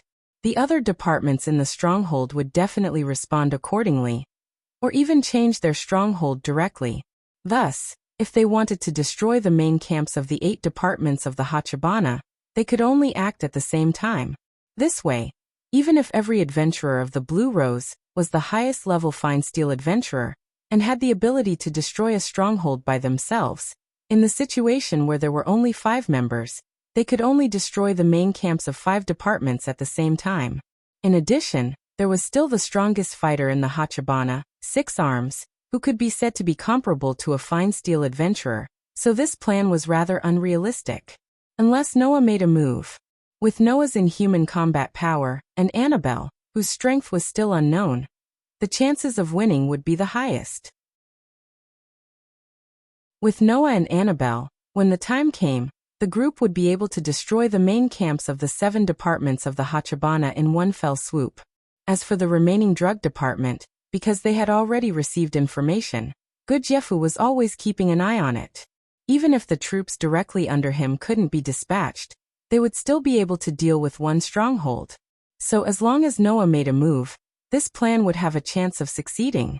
Under everyone's gaze, Noah spread his hands. Then, destroying this village that is cultivating drugs is the first step of the whole plan, right? Yes. Ohajisai nodded, her hand moved up from the map, and pointed to a mountain range. However, if we want to go to that village, we have to pass through this mountain range on the way. There are many magic beast tribes living in the mountain range, so we have to cross over to reach that village. After saying that, Ohajisai let Hina and T put away the map, and looked around at everyone. We don't know when the meeting of the 8 departments of the Hachibana will be held, so we have to hurry up and not let the other parties' meeting end and leave the capital. Then, we won't be able to catch those managers. Everyone nodded one after another, indicating that they understood. Then let's use flight first and rush to the mountain range in one go, then enter the mountain range. Ohajisai looked at Noah and Annabelle. Can Mr. Noah and Miss Annabelle use flight? No problem. Noah nodded. Let's go. After receiving Noah's signal, Ohajisai and Eberu stepped forward at the same time, and took out a scroll of parchment from their arms. It was a scroll. Ohajisai and Eberu shook the scroll in their hands at the same time. With a wave of magic, 2 translucent floating boards appeared behind the 2 girls. That was the first grade spell called Floating Plank. Its effect was just like its grade, it was not very big, and it could only create a translucent floating board. The size and maximum weight of the floating board created by this spell were originally affected by the caster's magic power. However, if this spell was launched with a scroll, then the maximum weight would be 1 square meter, and the weight would be 50 kilograms. The floating board created by this spell would move behind the caster, and it could be as far as 5 meters away. Now, the reason why Ohajisai and Eberu used a scroll to launch this spell was to let Gerland, Hina, and T, who could not use flight, ride on it, and let Ohajisai and Eberu carry it on their journey. The reason why they did not need to carry it was because this spell could block the weight. If they carried it, it would affect their flying speed due to the weight. If they used this spell, then it would not affect their flying speed. The only thing to worry about was whether Gerland, Hina, and T exceeded the limit of 50 kilograms. Fortunately, Hina and T were not that heavy, and the two of them could ride on one floating board. Gerland's heavy body was a problem, but she had a magic ring that could reduce the weight, so there was no problem. Thus, not long after, the group flew into the sky at the same time, and disappeared in mid-air. It had to be said that using the flight spell to hasten their journey was indeed very efficient. In less than an hour, the group arrived at the designated mountain range. Let's land at the edge of the mountain range. In mid-air, Ohajisai said so. There are many flying magic beasts in the mountain range. If we fly directly, we will definitely be attacked by a large number of flying magic beasts. The group nodded, and followed behind Ohajisai, descending towards the mountain range. Chapter 1198. In a corner of the forest at the edge of the mountain range, Noah and the rest landed on the ground at the same time. Noah raised his head and looked around. When they were in the air, Noah saw that this mountain range was basically a forest. As long as they crossed the forest, they would be able to reach the village on the other side of the mountain range, which was used by the Yakumo drug department to cultivate drugs. In fact, whether it was in the game or in this world, there was the existence of teleportation magic. That was magic that was above the 5th grade. Depending on the grade, the distance that teleportation magic could teleport, and the number of people that it could carry would also be different. However, there was a type of magic called teleportation gate that could directly open a door between two locations, regardless of the distance between them. After passing through the door, then, no matter if it was a living or non-living thing, they would be able to instantly reach the location on the other side of the door. Noah did not know how to use this kind of magic. However, in Noah's treasure trove, there were many tools that could use the effect of portal. Moreover, even if he did not use those tools, Noah could use the guild weapon, Ain's Uar Gong staff, that he obtained from the underground tomb in Nasarek. If he used the portal, it would only take a moment to reach the village. However, teleportation magic would always be accompanied by many uncertainties. Just like the underground tomb in Nasarek, wouldn't it be able to hinder the activation of teleportation magic? There were many tribes of magical beasts living in this mountain range, and perhaps there would also be ways to hinder and delay the activation of teleportation magic. Therefore, if they were to recklessly activate the teleportation magic, and cause the group to be teleported to places like the underground, then they would be done for. This was also the reason why Ohajisai did not suggest using teleportation magic. After all, Ibirui could use the 5th grade teleportation magic. Moreover, if they were to fly, they would also be attacked by flying magical beasts, so for the sake of safety, they still thought that they should use the method of walking to cross the mountain range. In the forest, with Noah as the leader, everyone was observing their surroundings and fell into silence. This was because everyone present could feel the murderous aura and heavy atmosphere in the air, which proved that there were magical beasts everywhere in the mountain range. We need to be careful to avoid a fight. Ohagi lowered her voice and said to everyone, once we attract an entire tribe of magical beasts, even we will be at a disadvantage in battle. It's not as simple as that, is it? Ibilua suddenly interjected. If we cause too much of a commotion and attract several magical beast tribes, then even we can only flee. We'll have to see what kind of monster it is, Giglan said casually as he carried his weapon. If they're goblins and ogres, it doesn't matter how many of them there are. On the other hand, if a few of the more powerful undying come, we'll be in big trouble, Tina said. When I was collecting information, I heard that in this mountain range, there are indeed some powerful undead. Even the demon tribes are not willing to provoke them. But don't we still have Mr. Noah and Iberia? T retorted. With those two around, even if there are powerful undead, it shouldn't be a problem, right? Everyone's words made Noah mutter in his heart. That might not be the case. If there were undead like Shadia in this mountain range, then a few of them could really cause trouble for Noah. However, Shadia was a true ancestor of vampires at level 100. With the power level of this world, even if there were such existences, it was impossible for there to be so many of them. Moreover, this mountain range was not very far from human settlements. Many people had crossed this place before. If there really were undead of that level, then this place would have become a complete forbidden zone. No one would want to come here. In short, it's better to be careful, Noah reminded. I can feel the aura of many magical beasts mixed in the air.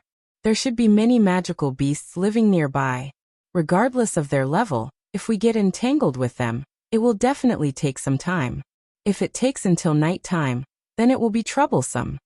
Everyone immediately looked at each other and nodded their heads. If they were to fight at night, it would indeed be quite disadvantageous for humans. This was because many magical beasts had night vision and would not be affected by darkness. Humans did not have this ability. Although there were magic tools that could give people night vision, it was best to avoid fighting at night if they could avoid it. Moreover, it was not just night vision. Many magical beasts had powers that humans did not have. Undead would not tire, but humans needed to rest at night. Once they fought at night, it would definitely be very bad for humans. Immediately, after everyone confirmed the tools they could use, they raised their vigilance and walked into the forest. Noah walked at the back of the group of fine steel adventurers. No, the one walking at the back should be Annabelle. At this time, the combat maid was observing the surroundings while approaching Noah to ask for instructions from Noah. Lord Noah, since we're going to fight the tribes of monsters and humans, why don't we ask Nasrik to send an army over? No need. Noah shook his head. The creatures in Nasrik are all mutants. It is not suitable for them to move in groups in front of humans. Moreover, with our strength, it will not be difficult to solve this incident. There is no need to mobilize a large force. You just need to be ready to go all out at any time. Yes. Annabelle bowed her head and accepted the order. Then she continued to guard Noah's back, vigilant of the surroundings. Although Annabelle was only level 63, she was an 8th order magic caster. As long as Annabelle went all out, she would definitely be a legendary existence for humans who could not even use 7th order magic. In order not to cause unnecessary trouble, Noah let Annabelle only use 5th order magic on the surface. However, if they really encountered trouble, they would be fools to hold back. So the group began to move cautiously in the dense forest, but they moved unswervingly in the direction of the village.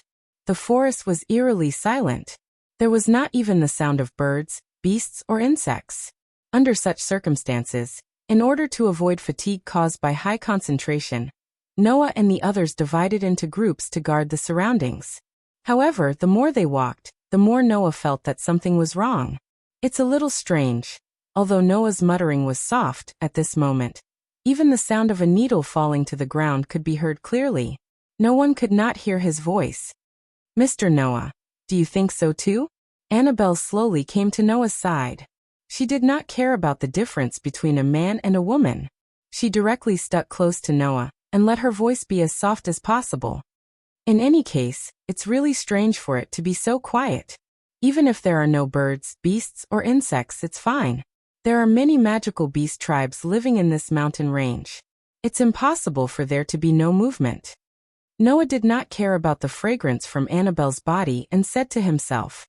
Moreover, the atmosphere in the air is getting more and more oppressive. It feels like something incredible is about to appear in front of us. Annabelle was silent. The forest where there were no signs of magical beasts was silent. That silence made one's hair stand on end. The forest was filled with a dangerous aura, not knowing what would happen at any time. The road started to become uneven again. Sometimes there would even be 3 or 4 forks in the road. It was like an intricate maze. Annabelle, Ibirui, and the others did not want to miss a suspicious place. They spread out a security net in all directions.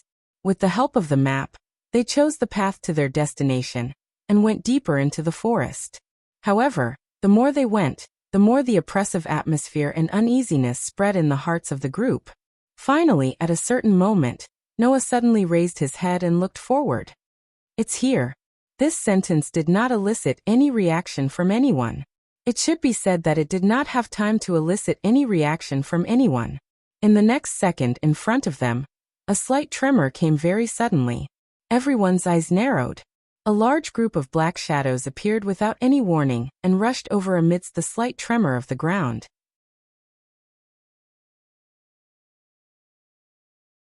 Chapter 1199. Rumble. As the tremors on the ground became more frequent and violent, the main body of a large group of black shadows that surged out from the forest in front was also exposed in front of everyone. It was a herd of horses. They were a group of 8-legged horses that were larger than ordinary horses. That's... Noah's eyes flashed. 8-legged horses? 8-legged horses. They were a type of demonic creature. They looked like horses, but had 8 legs. They were known for their outstanding muscle strength, endurance, and mobility, and were generally regarded as the most outstanding land demonic creatures. These demonic creatures were not unfamiliar to humans. Regardless of whether it was in kingdoms, empires, or theocracies, there were people who specialized in capturing and taming these demonic creatures for daily use. Of course, no matter how much they resembled horses, these 8-legged horses were still demonic creatures. Not only did they possess a certain degree of strength, but they were also extremely ferocious. It was extremely difficult to capture or tame them. Because of this, the market price of 8-legged horses was shockingly high. They were more expensive than 5 well-trained war horses. Even ordinary nobles couldn't easily own one. Now, the herd of 8-legged horses that numbered in the hundreds were like galloping wild beasts. They raised their heads and neighed at the sky with ferocious glints in their eyes. They charged forward in a frenzy amidst the powerful stomps of the ground. If such a herd of demonic creatures charged over, no matter how strong a person was, they would most likely lose their life to their powerful legs. Thus, without any hesitation, Hagrid gave the order. Go. Ibirua, Gorglan, Tina, and Tia raised their heads at the same time. They moved at the same time as if they had agreed beforehand. Roar-oo! The burly Geegland let out a furious roar. He raised the weapon in his hand and charged towards the horde of 8-legged horses in front of him. The weapon in Gorgland's hand was a warhammer with spikes protruding from the side like an axe. It was a first-tier weapon that could even shatter steel with a single strike. It wasn't just the weapon. Almost all of Gorgland's equipment could be considered top-tier magic tools. Geegland was like a war chariot as he fearlessly charged into the horde of 8-legged horses with his top-tier equipment and powerful physique. Just as Gorgland was about to come into contact with the horde of 8-legged horses, he smashed the warhammer in his hand heavily onto the ground. Bang! The moment the muffled sound rang out, a shocking shockwave burst out from the ground, smashing the ground into pieces. The shockwave that exploded surged toward the horde of 8-legged horses like a tide, sending the incredibly strong demonic creatures flying and instantly disrupting the horde's momentum. Almost at the same time, 2 black shadows tore through the air and shot out explosively from the sides of Gerland, who hadn't retracted his spiked warhammer from the ground. Like ghosts, they swept past the 8-legged horses that were sent flying. Poochie! The sound of their bodies being pierced reverberated through the air. It was the sound of the 8-legged horses' bodies being sliced apart by the sharp daggers in the instant that the 2 shadows flashed past them. In the next second, the 8-legged horses that were sliced apart by the sharp daggers fell to the ground one after another. The 8-legged horses that fell to the ground either turned a strange green all over, or their wounds didn't shed a single drop of blood. It was as if they had been sucked dry and shriveled up. The 8-legged horses that had turned a strange green all died from poison. The poison dagger that they had bought from Noah was fully utilized by Tina and Tia. In addition to the poison dagger, Tina and Tia also had their own famed weapon, the vampiric dagger. As the name implied, it was a special weapon that could absorb all blood in an instant. The 8-legged horses that didn't shed any blood and shriveled up were easily killed by this weapon. When Gorgland raised his warhammer again, Tina and Tia, who had turned into ghostly shadows, had already charged back and forth through the horde of 8-legged horses, killing dozens of 8-legged horses along the way. As for Ibirua, this young girl used fly when Gorgland, Tina, and Tia charged out. She floated in the air and waved her hand. Rich magic fluctuations immediately reverberated around her petite body. In the next moment, a series of crystal-like knight spears suddenly appeared around Ibirua. Like arrows, they shot out explosively and fell into the horde of 8-legged horses. Poochie poochie poochie poochie. The powerful 8-legged horses were easily pierced through from top to bottom by the crystal spears. They fell to the ground amidst mournful cries. Seeing the crystal spears that appeared around Ibirua, Noah was slightly surprised.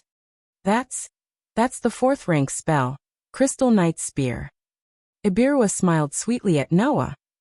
Ibirua is an elemental mage, and her spell is limited to the most powerful type of earth element crystal. Hearing this, Noah looked at Ibirua with interest. As mentioned before, there were all kinds of professions in this world. Elemental mages were one of the professions of magic chanters. Elemental mages were specialized magic chanters that focused on strengthening a specific attribute. When these mages used spells that focused on strengthening a specific attribute, their attack power would increase by several times. But on the other hand, once their area of expertise was sealed, they would become very weak. For example, an elemental mage that focused on strengthening fire element magic would be several times stronger than a normal mage when using fire element magic. But if they were restrained by water element magic, their combat power would decrease several times. However, it was undeniable that elemental mages were the strongest among their peers when using spells that focused on strengthening an attribute. Ibirua was an elemental mage that focused on strengthening earth element magic. However, Ibirua didn't only focus on strengthening earth element magic, she also limited it to crystal element magic, increasing its power to the maximum. Earth element magic was related to strong acid, poison, gravity, and so on. Among these domains, there were also some specialized types that were more powerful than ordinary earth magic, such as acid, poison, and gravity. Gemstones were one of the specialized earth element spells. And not only did Ibirua choose the specialized gemstone area, she also limited it to crystal element magic, achieving the true meaning of strengthening. Originally, elemental mages had the highest power among their peers when using spells that focused on strengthening an attribute. While becoming an elemental mage, Ibirui also chose the gem specialization, which was more powerful than most spells in the earth magic. Under such circumstances, Ibiru was still not satisfied. She restricted the crystal type of the gem specialization and strengthened the earth magic of the crystal type to the limit. Triple enhancement. One could only imagine how frightening Ibirui's earth magic was when she used crystal gem enhanced earth magic. Noah even noticed that Annabelle couldn't help but glance at Ibirua. That was because Annabelle was also an elemental mage that focused on strengthening lightning element magic. That was why no one knew better than Annabelle just how much power Ibirua's extreme enhancement would bring out. Ibirua's level wasn't as high as Annabelle's. However, Annabelle had no choice but to pay attention to Ibirua, who had enhanced her magic to such an extent. Noah estimated that if Annabelle and Ibirua were to fight, Annabelle would still win. However, if Annabelle didn't use her most powerful 8th grade magic, it wouldn't be that easy to defeat Ibirua. Ibirua kept throwing her Crystal Knight Spear, piercing through the bodies of 8-legged horses one after another. Tina and Tia also shuttled through the horde like a gust of wind, using their poison dagger and vampiric blade to instantly kill magical creatures. Gagrain also violently swung the heavy hammer in his hand, smashing away the 8-legged horses that were much stronger than him. Noah smiled faintly. As expected of a team of elite steel adventurers, both their strength and cooperation are impeccable. Being praised by such an unfathomable person like Noah made Ibirua puff up her chest and reveal a happy expression. After all, that was Ibirua's team, wasn't it?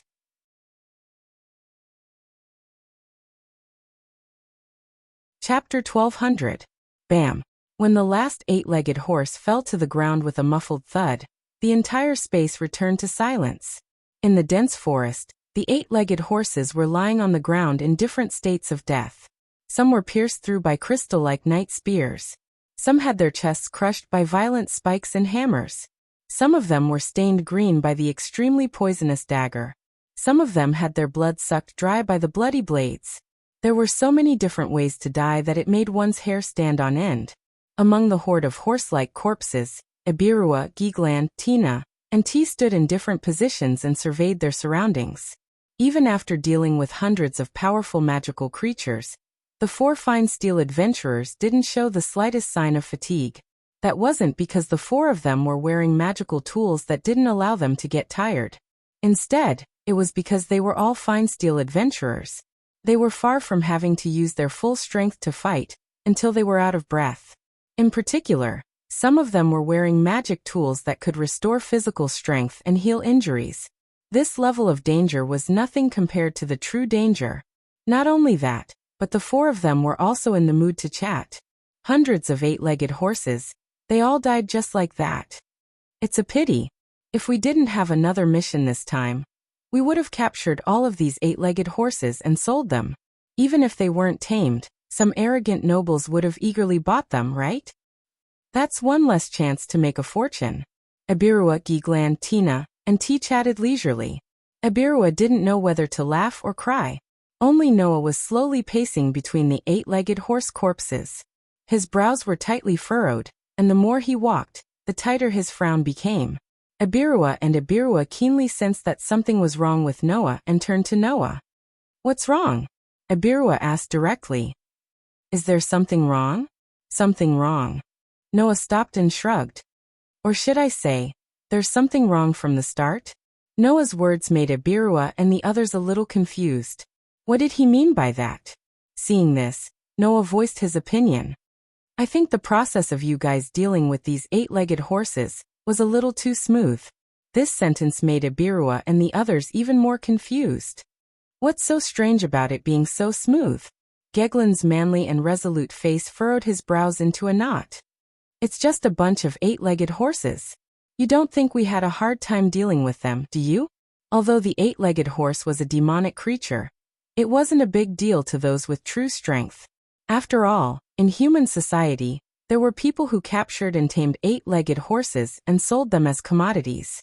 Many influential nobles even treated eight-legged horses as a symbol of status. They would use eight-legged horses to pull carriages when they went out to show their nobility. Since they were reduced to a commodity, it was enough to prove that eight-legged horses were not powerful magical creatures. After a rough estimation, the eight-legged horse was equivalent to a silver or gold adventurer, equivalent to a second-grade magic caster, and the same level as Clem, around level 10. In front of a level 29 fine steel adventurer, unless there were tens of thousands of such monsters, they would not pose much of a threat. If that was the case, what was so strange about it being a little smoother? It wouldn't be strange if it was just a little smoother, but the problem is that it wasn't just a little smoother. It was too much, Noah said with a frown. "Didn't you guys notice that when you were dealing with the eight-legged horses, these magical creatures didn't resist at all? They were just charging forward."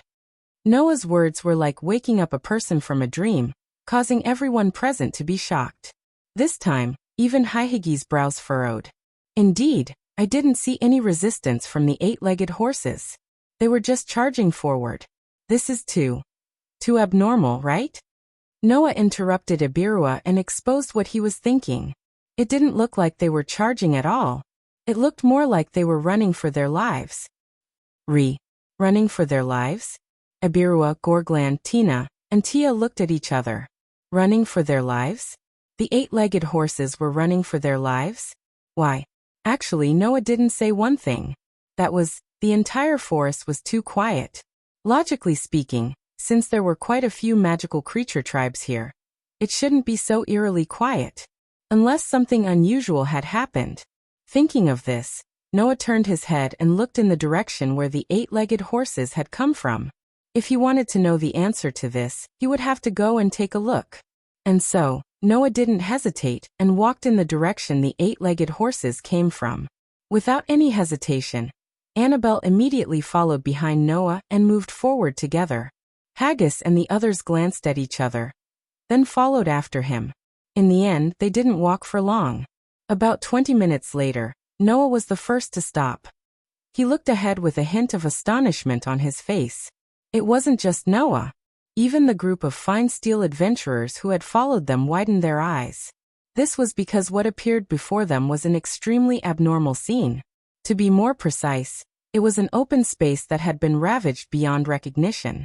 The dense trees that were originally everywhere seemed to have been crushed by something, breaking apart and creating an empty space. The ground also seemed to have been crushed into powder and gravel, as if there was a huge monster that had gone on a rampage. What was even more horrifying was that there were traces of a strange liquid everywhere in such an open space. Some of the trees that had turned dark purple also had the same strange liquid on them. It made the trees seem as if they were burning, emitting black smoke and a pungent stench. What's going on? It stinks. Both Tina and T covered their noses with their arms. Ibirua and Gagrain's faces were tense. Because Ibirua was wearing a mask, no changes in her expression could be seen. However, one could still feel that her gaze was full of astonishment as she looked at the ravaged open space in front of her. Noah, on the other hand, noticed something else. Walking forward, Noah came to the front of a wreckage. It was as if it had been corroded or swallowed. Only less than half of its body was left. This is... Haggis followed behind Noah. She looked at the wreckage, and her eyes flickered. The corpse of an 8-legged horse? The rest of the people also looked down at the wreckage and stood there in a daze. It can't be. Ibirua said in a low voice. Apart from us, there are other fine steel adventurers who came here, right? A fine steel adventurer team. No one guessed that it was Mithril. No one guessed that it was orichalcum. Instead, they guessed that it was the highest grade, fine steel. This proved that Ibirua believed that the wreckage in front of them was not something that could be done by fine steel adventurers. In response, Ibirua slowly shook her head. Apart from us, there is only one other fine steel adventurer team in the kingdom, and I did not receive any news of them coming here.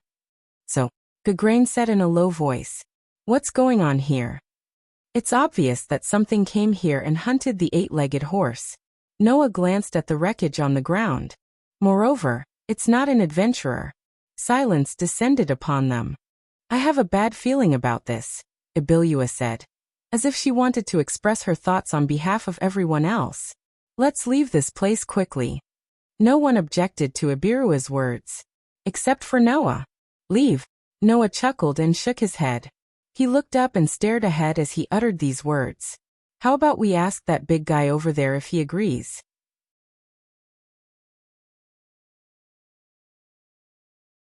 Chapter 12:01. For a moment, almost no one reacted to Noah's words. Of course, there was no need for them to react. Because in the next moment everyone trembled all over, as if they were covered by sticky air. Their necks stiffened, and they raised their heads to look forward. Roar! It was a sound that sounded like the growl of a huge beast. When such a sound rang out, but it echoed very clearly in the entire space, everyone present saw it. In front of them, in the depths of the forest, a huge shadow suddenly emerged, dragging a long tail behind it. As the ground trembled slightly, its body stretched out. Because it was still daytime, everyone's vision was not greatly limited. Therefore, almost at the instant that the huge black shadow appeared, many people were able to see the full appearance of that figure. It was precisely because of this that except for Noah and Annabelle, the rest of the people's bodies stiffened. It couldn't be helped. The monster that appeared in front of everyone was a little too shocking. What slowly emerged from the depths of the forest was a monster from head to toe. Its appearance was like a lizard, but also like a python. Its body was nearly 10 meters long, and it was holding an 8-legged horse with only one leg exposed to the outside in its mouth. Such a huge monster stretched out its huge head from the depths of the forest, while casting its gaze on Noah's group. With Ihagis in the lead, Ibirua, Gegland, Tina, Tia, and even Annabelle felt as if their bodies were frozen at this moment. Their bodies began to stiffen. Retreat! Noah shouted without hesitation. Don't be stared at by its eyes. Noah's reminder finally made everyone present react. Retreat! Ihagis shouted.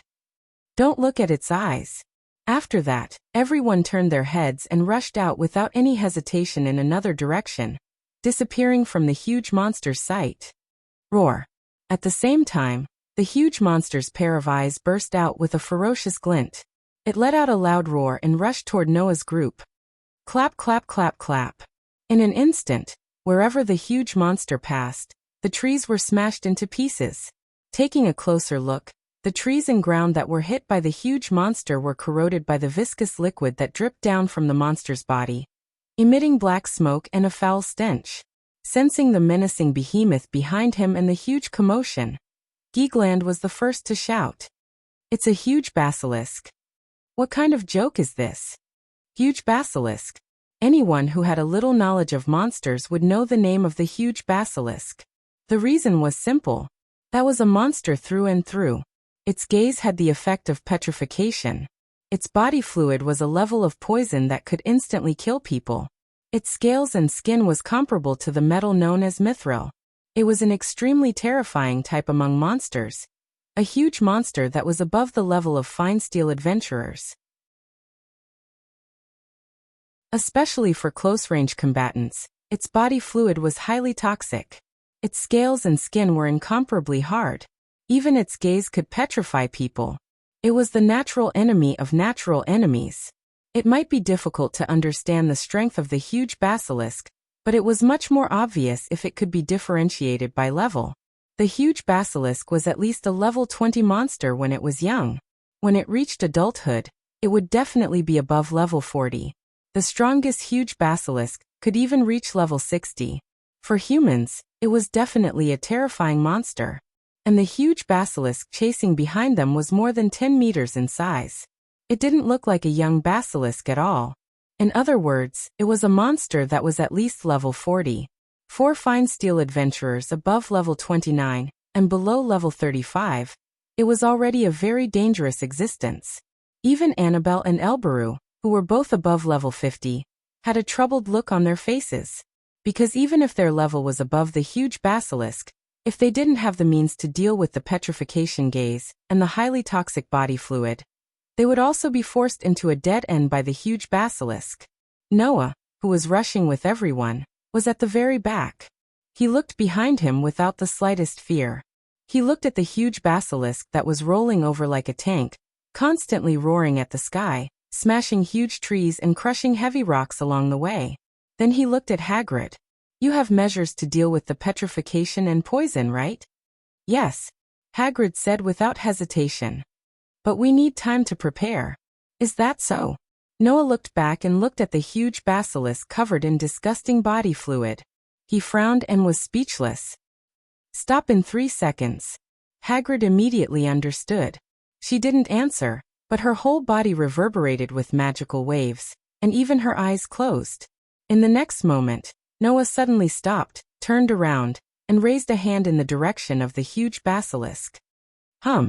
A precise geometric pattern suddenly fluctuated in front of Noah's raised hand. It suddenly rotated, bursting out a dazzling light. Immediately, a resplendent light beam shot out from the intricate geometric pattern. It cut through space and landed on the body of the charging giant snake monster amidst the vibrations in the air. Bang! The beam of light that fell on the huge basilisk directly exploded, turning into a terrifying impact. It was like a white firework that suddenly bloomed in front of the huge basilisk. The huge basilisk was sent flying and smashed into the ground not far away, causing the ground to shake.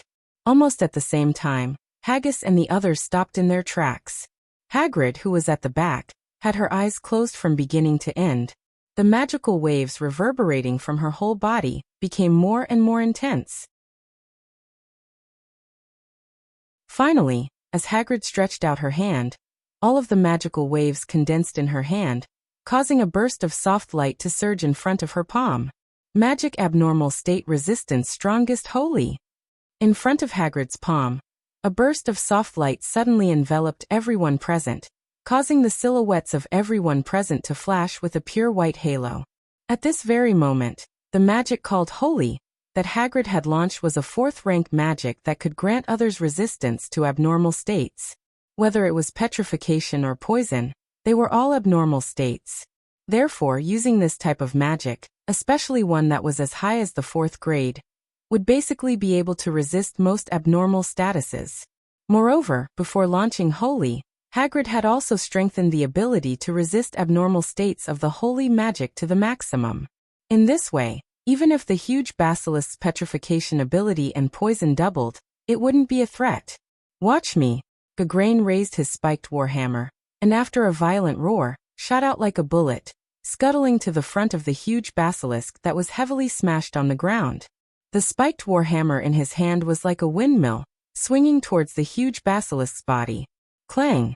Along with a bell-like sound, Gagrain's spiked warhammer smashed a scale on the huge basilisk's body, but wasn't able to cause the slightest bit of damage to the huge basilisk. The huge basilisk immediately roared, its huge tail whipping out like a long whip, ferociously landing on Gagrain's body, who couldn't dodge in time. If this blow had landed solidly on Gagrain's body, even if he was equipped with the highest quality magic armor, he would still be unavoidably injured. However, before that, an inconceivable voice that sounded like a young girl, yet also like an old man, coldly shouted, "Crystal barrier." A mirror-like barrier made entirely of crystal abruptly appeared amidst the spatial ripples, protecting Gorgelon within. Bang! The huge tail of the huge basilisk ferociously struck the crystal barrier, and under the huge force, the barrier was directly smashed apart. However, the terrifying blow of the huge basilisk was indeed blocked. Taking advantage of this time, Gagrain hurriedly withdrew his spiked warhammer, and withdrew. Roar! The huge basilisk let out an angry roar.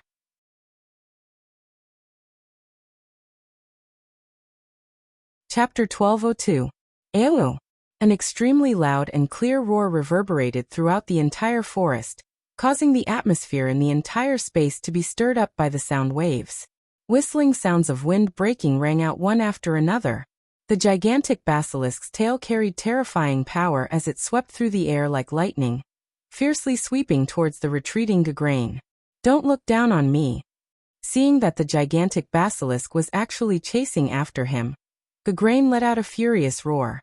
While maintaining his retreating momentum, he grabbed the spiked warhammer in his hand and swung it out like a windmill, fiercely colliding with the gigantic basilisk's tail. Bang! The collision between the warhammer and the basilisk's tail stirred up a shockwave. A gust of wind rushed over, numbing Gorgelon's arm as he held the warhammer. His entire body was sent flying backwards, smashing into the ground. He rolled a few times before stabilizing his body. He then leaped up and knelt on the ground with one knee, panting rapidly.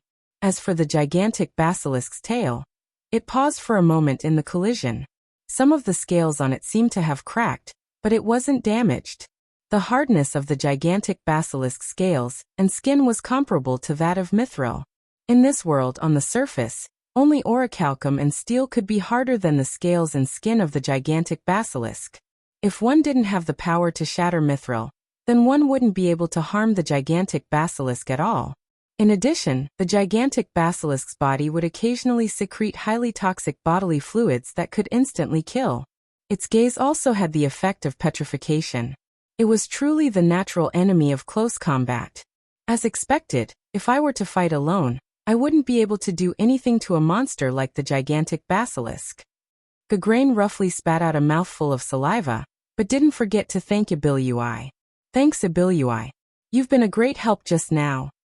If it wasn't for Ibilui's crystal bulwark that helped Gagrain block the basilisk's attack, he would have been injured long ago.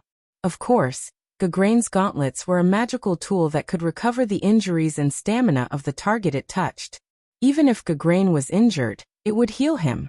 However, this kind of recovery couldn't be completed in an instant. Therefore, Eber's crystal bulwark was a great help to Gagrain. But if even you can't hurt that giant basilisk, then it's going to be very difficult for us to hurt it. Tina and T, who focus on one-hit kills but don't have high attack power, are even less of a match for them. Erbiel looked at Haggis. "Leader, what should we do?"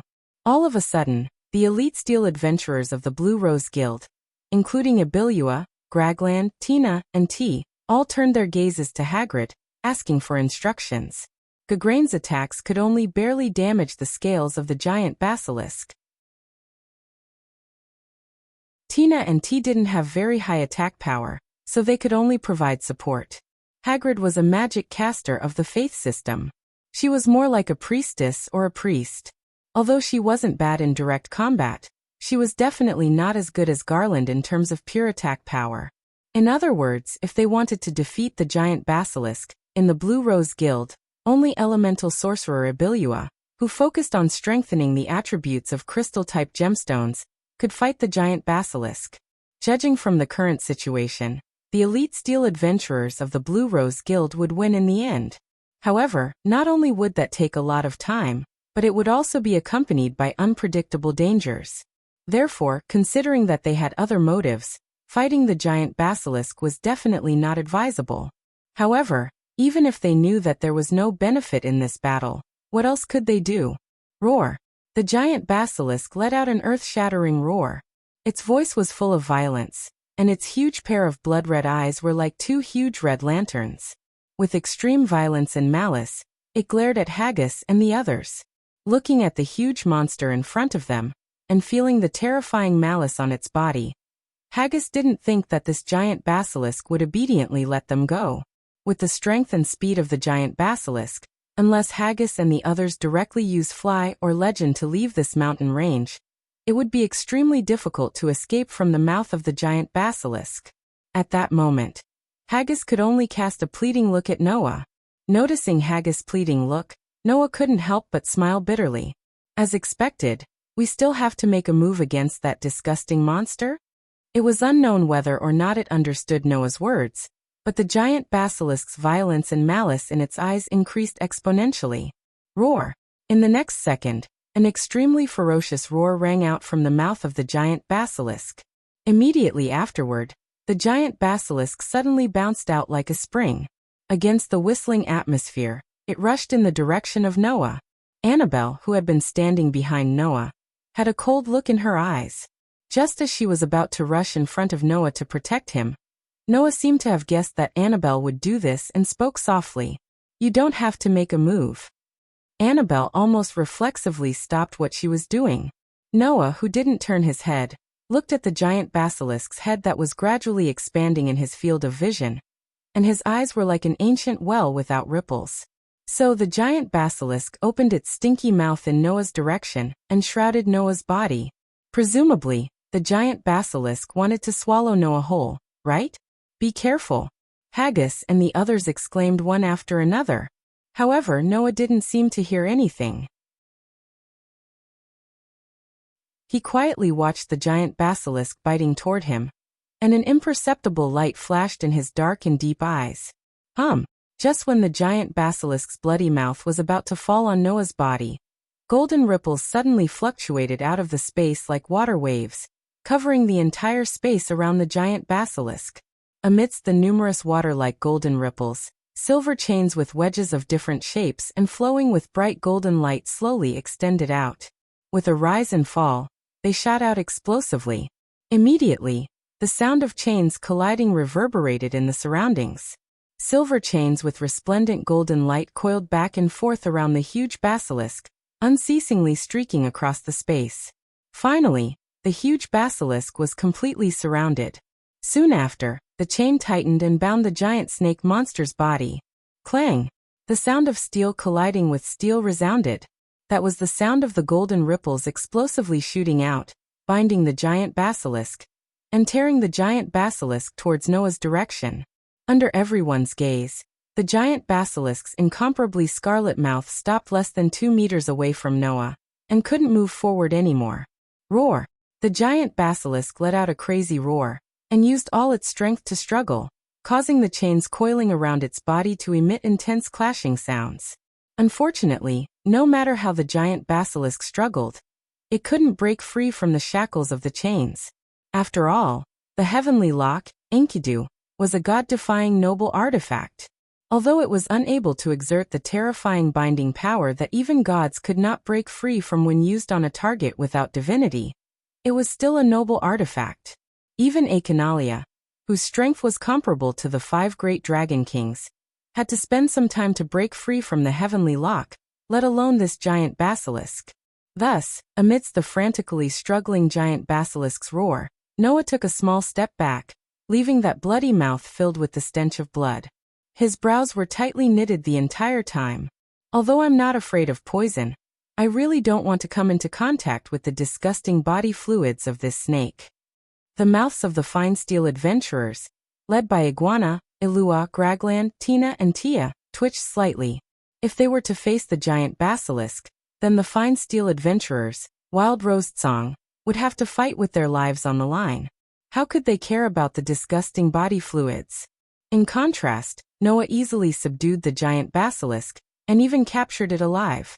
He actually had the leisure to worry about coming into contact with its body fluids? Was the difference between them so obvious?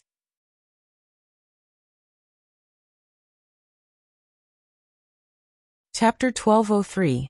Under the binding of the heavenly lock, Enkidu. The gigantic snake monster was like an ordinary snake that had its weak spot pinched. Even if it struggled with all its might and roared at the sky, causing the ground and atmosphere to tremble, it was still unable to move an inch. Seeing how the powerful and ferocious monster was unable to do anything to the silver chains that flowed with golden light, the group of fine steel adventurers led by Agagi were all curious. What kind of chains are those? Ibilua asked the question that was on everyone's mind. Even a magical creature like the giant snake monster can't do anything to it. That chain is definitely comparable to those famous magical tools in the legends, right? Hearing this, Noah just shrugged and said this perfunctorily. No matter what grade of magical tool it is, as long as it works, it's a good magical tool. The group of fine steel adventurers rolled their eyes in unison. That was as good as not saying anything. So, what do we do now? Gagrain raised his spiked warhammer and asked eagerly. This big thing can't resist anymore. If we kill it here, it'll be a great achievement. After hearing Gagrain's words, the other fine steel adventurers were more or less moved.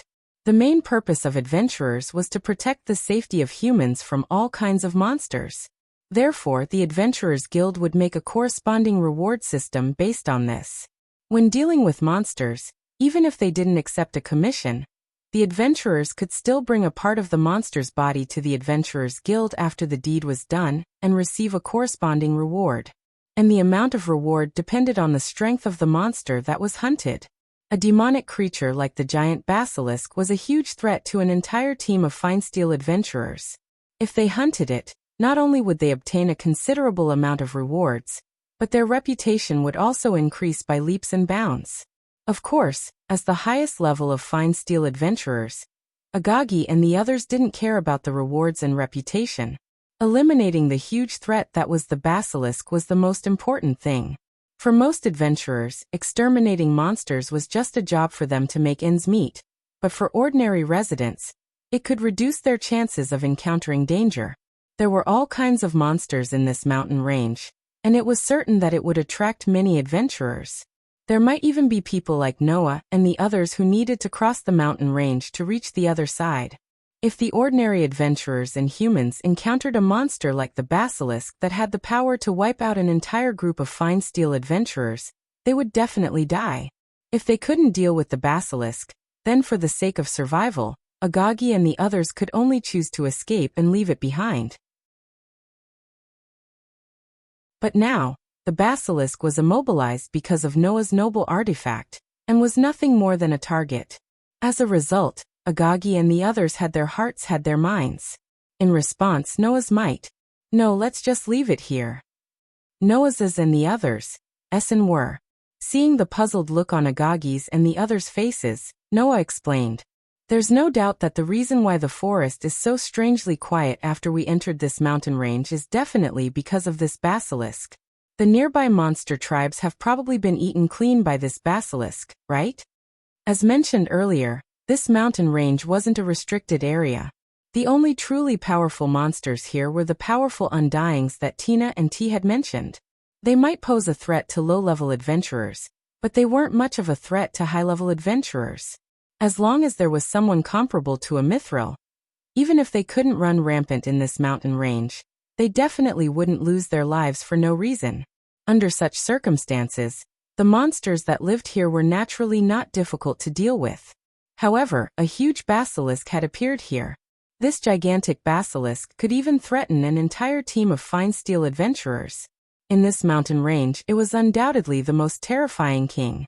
If we let this giant basilisk continue to stay here, the magical creatures won't dare to come close. Even if they do, they will be gnawed by this giant basilisk until not even their bones are left, said Noah. So, if we let it continue to stay here, not only will it effectively eliminate the other monsters, but it will also ensure that the monsters won't come close. Whether it's for us who need to hurry and don't have the time to fight with the monsters, or for others who need to pass through here, it's a good thing. Ibilui, Glenn, Tina. and Tia all came to a sudden realization. If that was the case, it wasn't wrong. Agagi was the only one who objected. Although this will reduce the threat of the other monsters, the basilisk itself is still a threat, isn't it? Only then did everyone come to their senses. Leader is right. Ibilui looked at Noah. Although it's a good thing to reduce the threat of the other monsters, the basilisk itself is a huge threat. It's even more of a threat than the normal monsters. If we let it stay here, it'll definitely be a threat to us. This isn't a problem either. Noah recalled the information he knew about the basilisk. Giant basilisk is a magical creature with a strong sense of territory. That's why this giant basilisk hunted down all the magical creatures around it. But at the same time, such a magical creature wouldn't leave its territory so easily. As long as we report to the Adventurers Guild, the people there should be able to use intelligence magic to find out the area where the giant basilisk is active. Then, if we prohibit others from entering this area, there shouldn't be a problem. After hearing Noah's explanation, everyone was relieved. If that's the case, then it won't be a problem. Agagi seemed to think that this was more feasible and nodded. Then about the basilisk, we'll report to the Adventurers Guild when we get back. Then, are we going to retreat now? Ibilui pointed at the chains on the basilisk that was still struggling and roaring. Don't you want the chains? Yeah. Gigland quickly followed. Since you don't want to kill this big guy, then you can't untie the chains, right? Once it's untied, this big guy will go crazy again, won't it? If that's the case, you don't have to worry about it. Noah couldn't help but laugh. Let's just go. As for the chains, after we leave this place and run to a safe distance, it will naturally return to us. After all, Noah's Gate of Babylon had an automatic recovery function. After Noah left this place, he could remove the shackles of the Enkidu. The Gate of Babylon would retrieve the Enkidu. Therefore, there was no need to worry about this problem. Just like that, Noah and his party continued to walk into the depths of the forest amidst the berserk roars of the basilisk. Just as Noah predicted, due to the presence of the basilisk, most of the nearby magical creatures had either died or fled. There weren't many left. If not for the basilisk, Noah and his party would have had to deal with at least 4 or 5 waves of magical creatures. But because of the basilisk, Noah and his party only managed to deal with a wave of goblins and ogres that even the lowest level bronze and iron adventurers could deal with. The rest of the journey was much smoother. Only after they had walked a certain distance did the appearance of magical creatures become normal. This proved that Noah and his party had walked out of the basilisk's territory. And now, they weren't far from their destination. Under such circumstances, Noah and his party welcomed the arrival of darkness. Gigland, who was walking at the forefront and acting as the vanguard, glanced at the darkening sky, turned his head, and shouted to Noah and Hagrid. It's dark, shouldn't we stop? Hagrid looked at Noah and waited for Noah to nod in agreement before speaking. Then, let's set up camp nearby. Everyone nodded in agreement.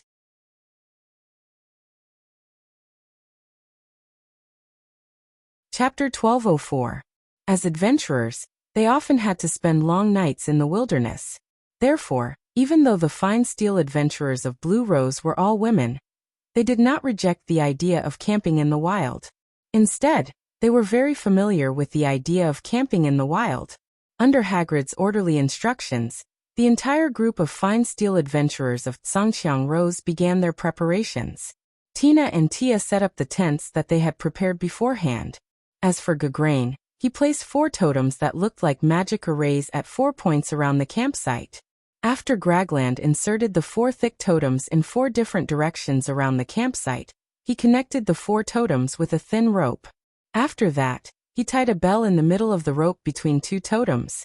Most people who saw this would think that the bunch of fine steel adventurers were using the ropes and bells as a warning net. If a magical creature came here and touched the ropes, it would make the bells ring, allowing the adventurers to deal with the enemy in time. In fact, this bell warning net was indeed a defensive measure that adventurers often used when camping in the wilderness. However, the adventurers here weren't ordinary adventurers. They were the highest-ranked fine steel adventurers. Thus, this seemingly crude method of setting up a bell warning net was, in fact, heaven and earth apart from the bell warning net used by ordinary adventurers. First of all, the totems that were stuck at the 4 points of the campsite weren't ordinary wooden stakes. They were a type of magic tool. This type of magic tool was like a radar. It contained the power of information magic. Once it was stuck in the ground, it would begin to release magic, enveloping everything within a radius of 100 meters. The 4 bells tied to the ropes were also a type of magic tool. They had the effect of sounding alarms. Once the 4 totems detected a threat within the effective range of the magic, the 4 bells would ring due to the effect of the alarm. This kind of method was much more advanced than the ordinary bell warning net. After all, a normal bell warning net would only be effective when a magical creature came into contact with the ropes. For monsters and even humans who were more intelligent and would not casually fall into such traps, it was useless. In addition, by the time the monster touched the rope, it was equivalent to proving that the monster was not far away. There would be all kinds of problems in terms of time. If the attacking monster was a long-range type or had the ability to fly, then the so-called bell warning net would not be of any use. Now the 4 totems and 4 bells had completely solved this problem. Although the price of the 4 totems and the 4 bells was rather high, as a fine steel-tier adventurer, this amount of money was a piece of cake. Apart from that, Ibirui also used isolation, illusory, and remove spells in succession. Isolation could block the sound from the outside of the camp, so that no matter how big the commotion inside the camp, it would not spread to the outside, eliminating the possibility of attracting monsters that were more sensitive to sound. Illusory was a type of illusion that could camouflage the inside of the camp into the same scenery as the surrounding environment, eliminating the possibility of attracting monsters with night vision. Remove was used to isolate the aura of life, eliminating the possibility of attracting the undead who were extremely sensitive to the aura of life. Although the 3 types of magic spells were the lowest ranked magic spells, they were still quite useful in this situation. At the very least, with these measures, everyone in the camp could have a good night's sleep in peace. Noah, who was in charge of preparing the bonfire, saw the whole process of Ibirui's arrangement after lighting the bonfire. After knowing the wonderful use of these spells, Noah could not help but feel emotional. Although it is only a first-ranked spell, but a low-ranked spell does not mean that it is useless, right? Of course, isn't it? Ibirui said as she continued with her arrangement. Magic is knowledge. If you want to learn magic, you must first grasp the knowledge. Only by increasing your knowledge can you understand how to use magic and how to use it. Even if you are facing enemies who can use magic, you can still make the right judgment and carry out a more accurate response. That is true, Noah said casually. However, there are so many types of magic in this world. It's not realistic to learn all the knowledge of all these types of magic. Therefore, according to the different ranks, the amount of magic knowledge you must have is also different. Ibirui seemed to have opened up a new topic, and even responded to Noah's casual words. For example, ordinary people do not have the opportunity to come into contact with high-ranked spells. Therefore, generally speaking, as long as you have the knowledge of the third-ranked spells, you will not be illiterate in this world. The third rank. The casual expression on Noah's face slowly dissipated. After pondering for a while, he suddenly said such a sentence. By the way, in this world, most people know what the highest rank of magic is, right? Taking advantage of this opportunity, Noah asked a question that had been bothering him for a long time. But it's obvious that no one knows that level of magic, so how did you determine that the highest level of magic is that? Noah's words attracted the attention of everyone present. Ever since he had more or less obtained information about this world, Noah discovered that this world had many similarities with the game Yggdrasil. For example, professions and magic were the basics. Professions were already mentioned, so there was no need to talk about them here. But when it came to magic, it had to be mentioned. In this world, there were a total of 10 ranks of magic. Among these 10 ranks of magic, ordinary people could only use the second rank. Those who could use the third rank were called geniuses. The fifth rank was a high-level spell that only people who had stepped into the realm of heroes could use. The sixth grade of magic was the limit of magic that humans could use. It was said that a long time ago, there was someone among the 13 heroes who defeated the demon god, who threatened the world, who could use the 7th rank of magic. Unfortunately, that had always been a legend, and it had not been confirmed. As a result, magic above the 7th rank became a mythical realm that humans could not touch. In Yggdrasil, magic was divided into 11 ranks. Noah discovered that the top 10 ranks of magic in this world were exactly the same as the top 10 ranks of magic in Yggdrasil. The same here not only meant that the people in this world could use the magic in Yggdrasil, but also that the strength of the corresponding rank of magic was the same. Even if there were some newly developed magic in this world, the rank of the magic would be divided into the same rank in Yggdrasil. The only difference was that in Yggdrasil, in addition to the 10 ranks of magic corresponding to the 10 ranks of magic in this world, there was also the existence of the 11th rank of magic. This kind of magic that surpassed the 10th rank of magic was collectively known as super rank magic. However, super rank magic was not so much magic as it was a skill. It did not consume magic power when activated. There was a limit to the number of times it could be used in a day. At the stage when it was just learned, it could only be used once a day. After level 70, every 10 levels could increase the number of times it could be used. In other words, even if he wanted to teach it, he might not be able to teach it to others. Noah did not know if it was because of this that the highest rank of magic in this world was the 10th rank of magic. However, it was this saying that the highest rank of magic was the 10th rank that Noah really did not understand. If no one can even use the 7th rank of magic, then how did they determine that the highest rank of magic is the 10th rank? Noah asked. After all, in this world, no one can use such a high rank of magic, right? Such a question made everyone stop what they were doing and look at each other.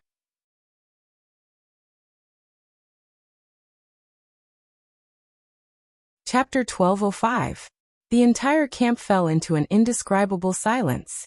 However, Noah could feel that it wasn't because he mentioned something that shouldn't be mentioned that led to this situation. It was because the rest of them had the same confusion. At the very least, Glenn, Tina, and Tia all had confusion written all over their faces. It was quite clear that Glenn, Tina, and Tia also didn't know the answer to this question. Annabelle, who had been standing behind Noah, also raised her head slightly. Obviously, Annabelle was also slightly interested in this topic. It could be said that Annabelle didn't know anything about the situation of this world, because the information obtained from the people of the Sunshine Scripture was only shared with Noah and the Guardians, and it had not been conveyed to the rest of the people in the big underground tomb of Nasarek. Therefore, Annabelle, who was not clear about the situation of this world, had just been following Noah's instructions during this period of time. Perhaps, Annabelle didn't seem to care much about the situation of this world, and felt that it didn't matter. For Annabelle, no matter what happened in this world, it had nothing to do with her. As long as Noah was fine, it had nothing to do with Annabelle. That was Annabelle's idea. Now the reason why she was interested in this topic was only because Annabelle knew that in the big underground tomb of Nasarek, level 10 magic was not that rare. Not to mention others, Yoel Abed, Zaisha, Jan Mer, Cossets, Demiurgos, and other guardians could all use level 10 magic. For max level 100 characters, the use of tier 10 spells was quite frequent in battles. Therefore Annabelle, who could only use level 8 magic, was more or less interested in that level of magic. Under such circumstances, Ibirua quietly completed the rest of her arrangements. Then she came to the bonfire and sat down across from Noah.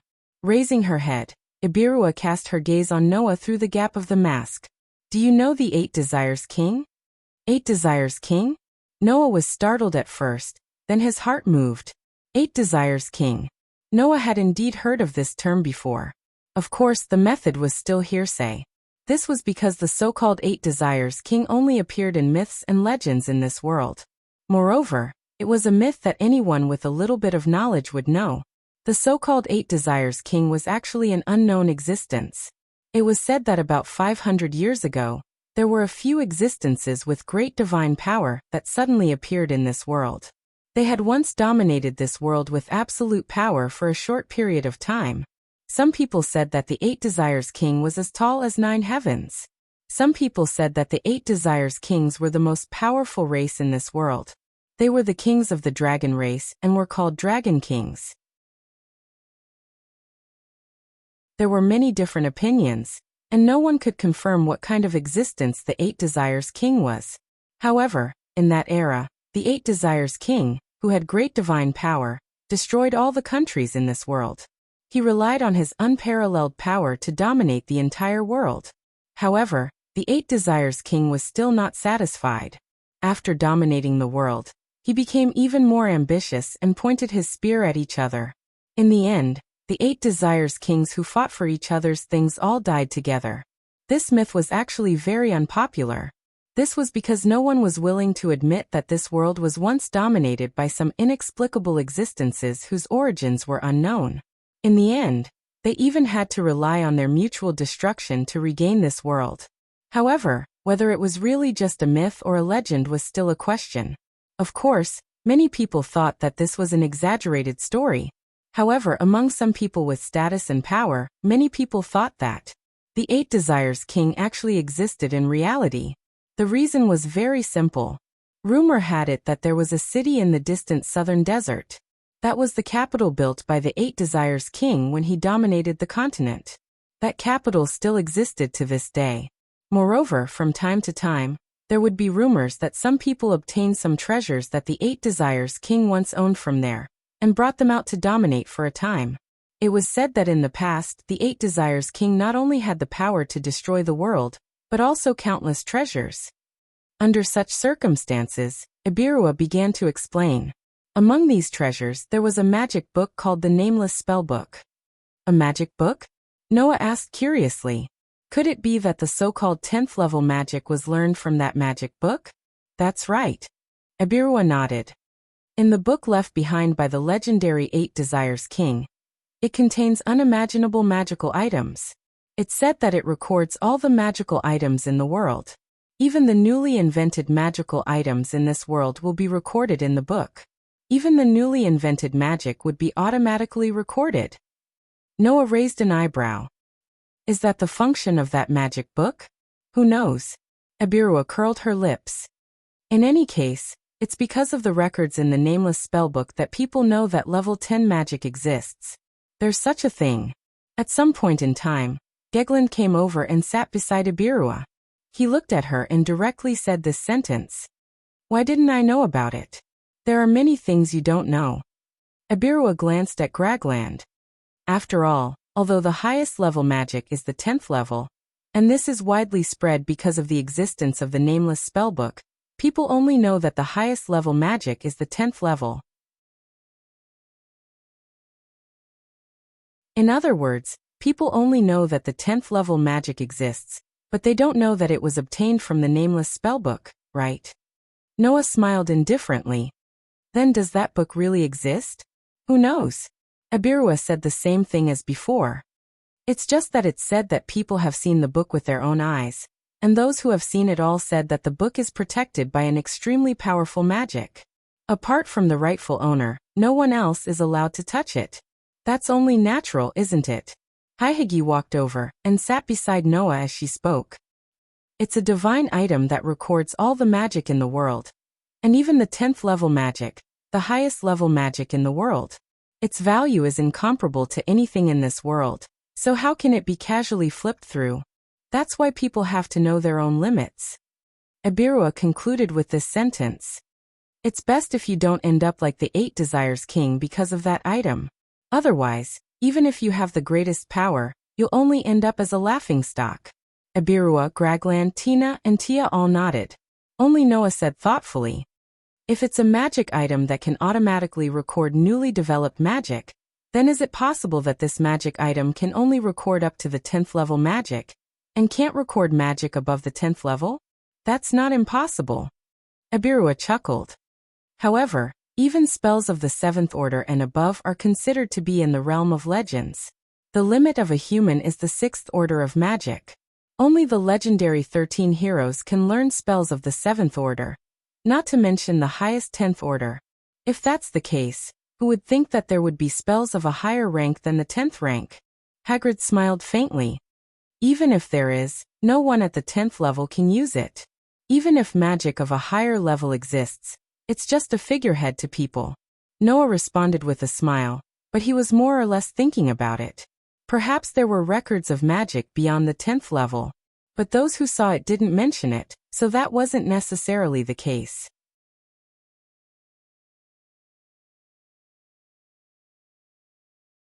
Chapter 1206.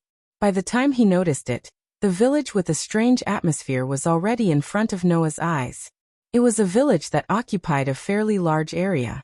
However, Noah was still somewhat hesitant about whether or not he should call it a village.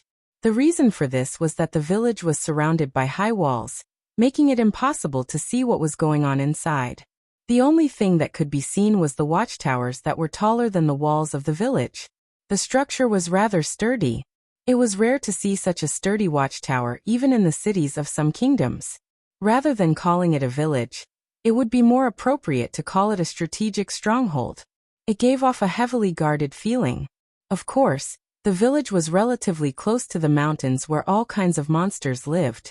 The villagers were worried about being attacked by monsters, so it was not strange for them to build tall walls and watchtowers.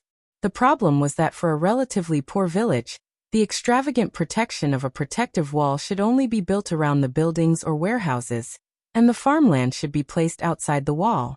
After all, if the farmland was surrounded by the village, building a wall that surrounded the farmland and residences would be rather taxing and costly.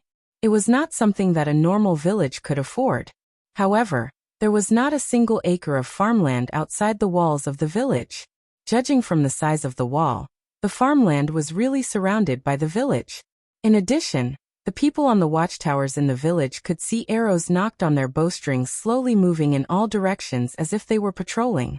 It was as if they were in an overly cautious state, ready to shoot at any moment. Such a scene was telling others. This village was definitely not as simple as it looked. Noah stepped out of the forest in the mountain range and gazed at the heavily guarded village. After a while, he turned his head and looked at Haggis. That's the target. That's right. Hagrid narrowed her eyes. Have you encircled the entire field? Of course they did, right? Gerland said in disdain. The farmland is used to cultivate drugs. How can they be placed outside for people to admire? That's why we need to sneak in and burn the village. Abirua said. But before that, we need to prepare some things. Haihigi nodded before turning to Tina and T. Tina, T, I'll leave it to you. Understood. Tina and T responded at the same time.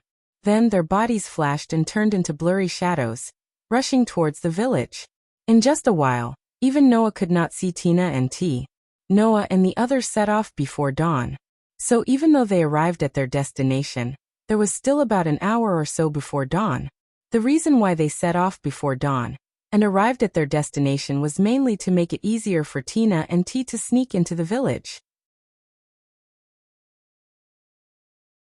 After all, it was impossible for the stronghold that was used to cultivate the raw materials of drugs to not have a special liaison. Those liaisons, no matter how bad they were, should at least be able to use the message magic. In order to prevent these liaisons from using message to transmit information when the village was attacked, causing the people in the village to be prepared and even retreat or call for help, Noah and the others first needed to get rid of the liaisons. This kind of work was undoubtedly Tina and T's specialty. Once Tina and T got rid of the liaisons, they would set the village on fire. At that time, Noah and the others could directly rely on their invincible strength to directly rush into the village and wreak havoc. Do you need me to go with you? Noah asked casually. I also have a way to sneak in without being discovered.